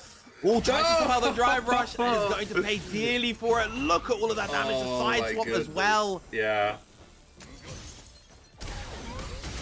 But, yeah, I mean, it did put Juicy Joe in burnout, which, Rikaman's Bonnet not deterred despite losing all his bar there. Oh, nice call out on the drive rush. Now Rikaman's Bonnet is in despair. Complete 180 on the situation. You're now across the screen from JP in burnout. Only one bar to your name, but the dive kick pierces through nonetheless. There's no way. Oh, the chip. Impossible. The chip is so risky here. Another dive kick. And the throw. Wow, Rikuman's Barnet taking that. What a comeback. Yeah, I mean, it just goes to show, never give up. Like, no matter how hopeless it seems, if it's not like 100% checkmate, you still have a chance. And Iguma's Spawn is showing it very clearly there. Oh, nice. Oh yeah, but couldn't act because of the Fuejin that was already set up. Yeah, those sorts of situations that Jury can put you in with Fuejin and Yeah. crazy. Yeah, I feel like Jury's Shikosen, the dive kick, is actually extremely efficient here at baiting JP's anti-airs at various ranges. Like, we're really seeing Iguma's Spawn get so much mileage out of it. And now Rikuman's Barnet feeling super comfortable with his offense, just layering it beautifully, using the throw right there to close the round. Oh, beautiful. Yeah. He was so ready for the teleport there. And baits the button from Juicy Joe in order to get a full punish conversion. Almost the third bar as well. There it is. Wonderful shimmy. We have been seeing this level 3, this Jury level 3 a lot today. Yeah. You know what? I don't get tired of it. It is very cool. I remember back in Street Fighter 4, that was like potentially my favorite Ultra, but she wasn't as common there. Like, she was very much a specialist character. And obviously a lot of juries like to play the Ultra 1 because it was a very creative tool, the Feng Shui engine. But seeing it so much here, I mean, it's quite funny that it's the opposite in this game, where you don't see the Feng Shui engine nearly as much from the juries in this game. They prefer to keep the damage in the back for the level 3.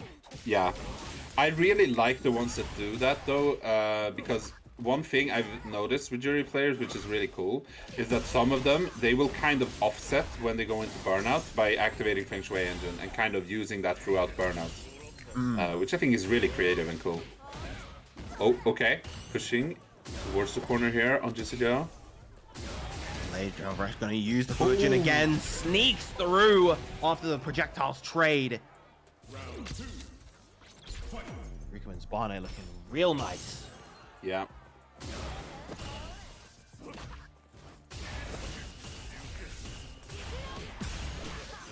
Oh, but something that Juicy Joe has been doing very well is been using that crouching medium punch to intercept those drive rushes. Such a fantastic button for JP.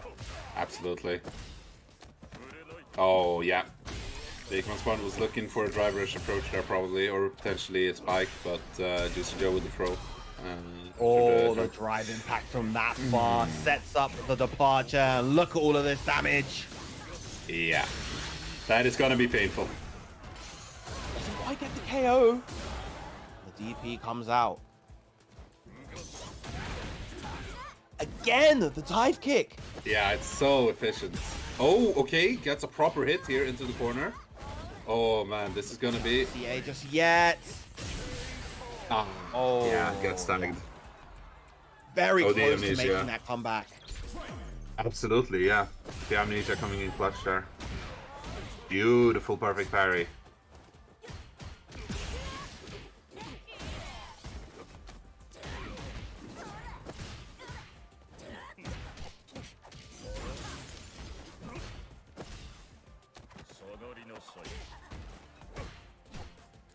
Into the corner.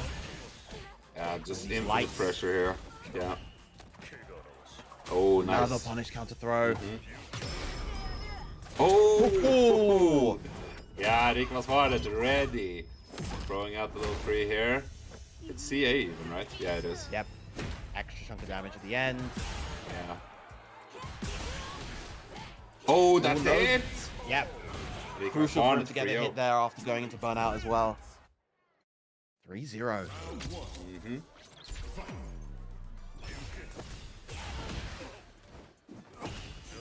This time, Rikuman's Barnet pressing the medium kick a little bit earlier to trade with the medium punch.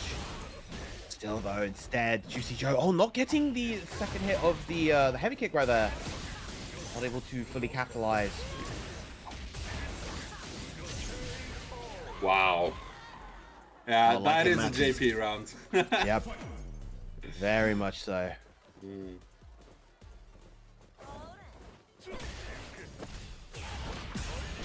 Oh There yeah, it is there again.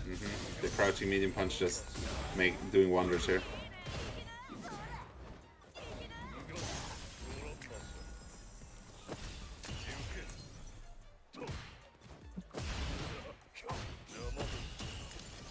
I feel like Juicy Joe is focusing a lot more on the medium range here. He's not really backing off. He's kind of staying at like where his mediums are efficient. Oh, Not okay. able to get the link. Level This is 2, gonna be that's rough. going to be a ton of damage and a lot of drive gauge lost as well. Oh, the Most of the reset. throwers are reset. Wonderful. Yeah, that was really good. Gorgeous stuff. 3-1.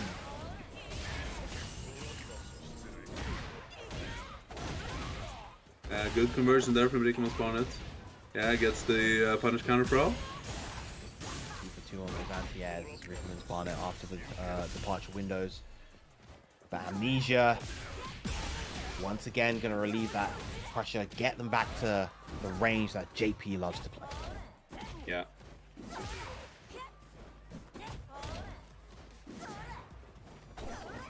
Oh no, misses! Big whiff on that DP, that would have been the round otherwise. Yeah, that's so unfortunate.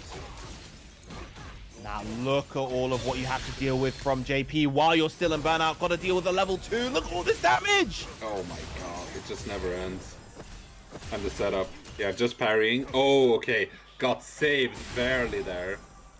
Oh, chip. That was back with those stocks on the side of Rickman's Barnet. The level 1. That's so smart. Oh, yeah, that was amazing. A little bit of extra forward distance, bypassing the Triglav.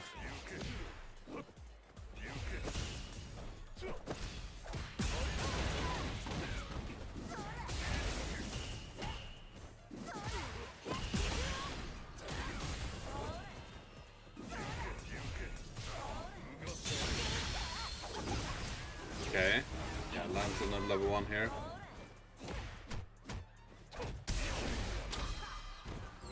Oh, the stun. Yeah.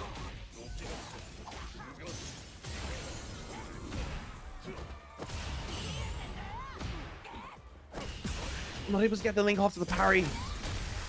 Oh, but a huge drive impact. There we go. Judy wins. Rickman's Barnet now up 4-1.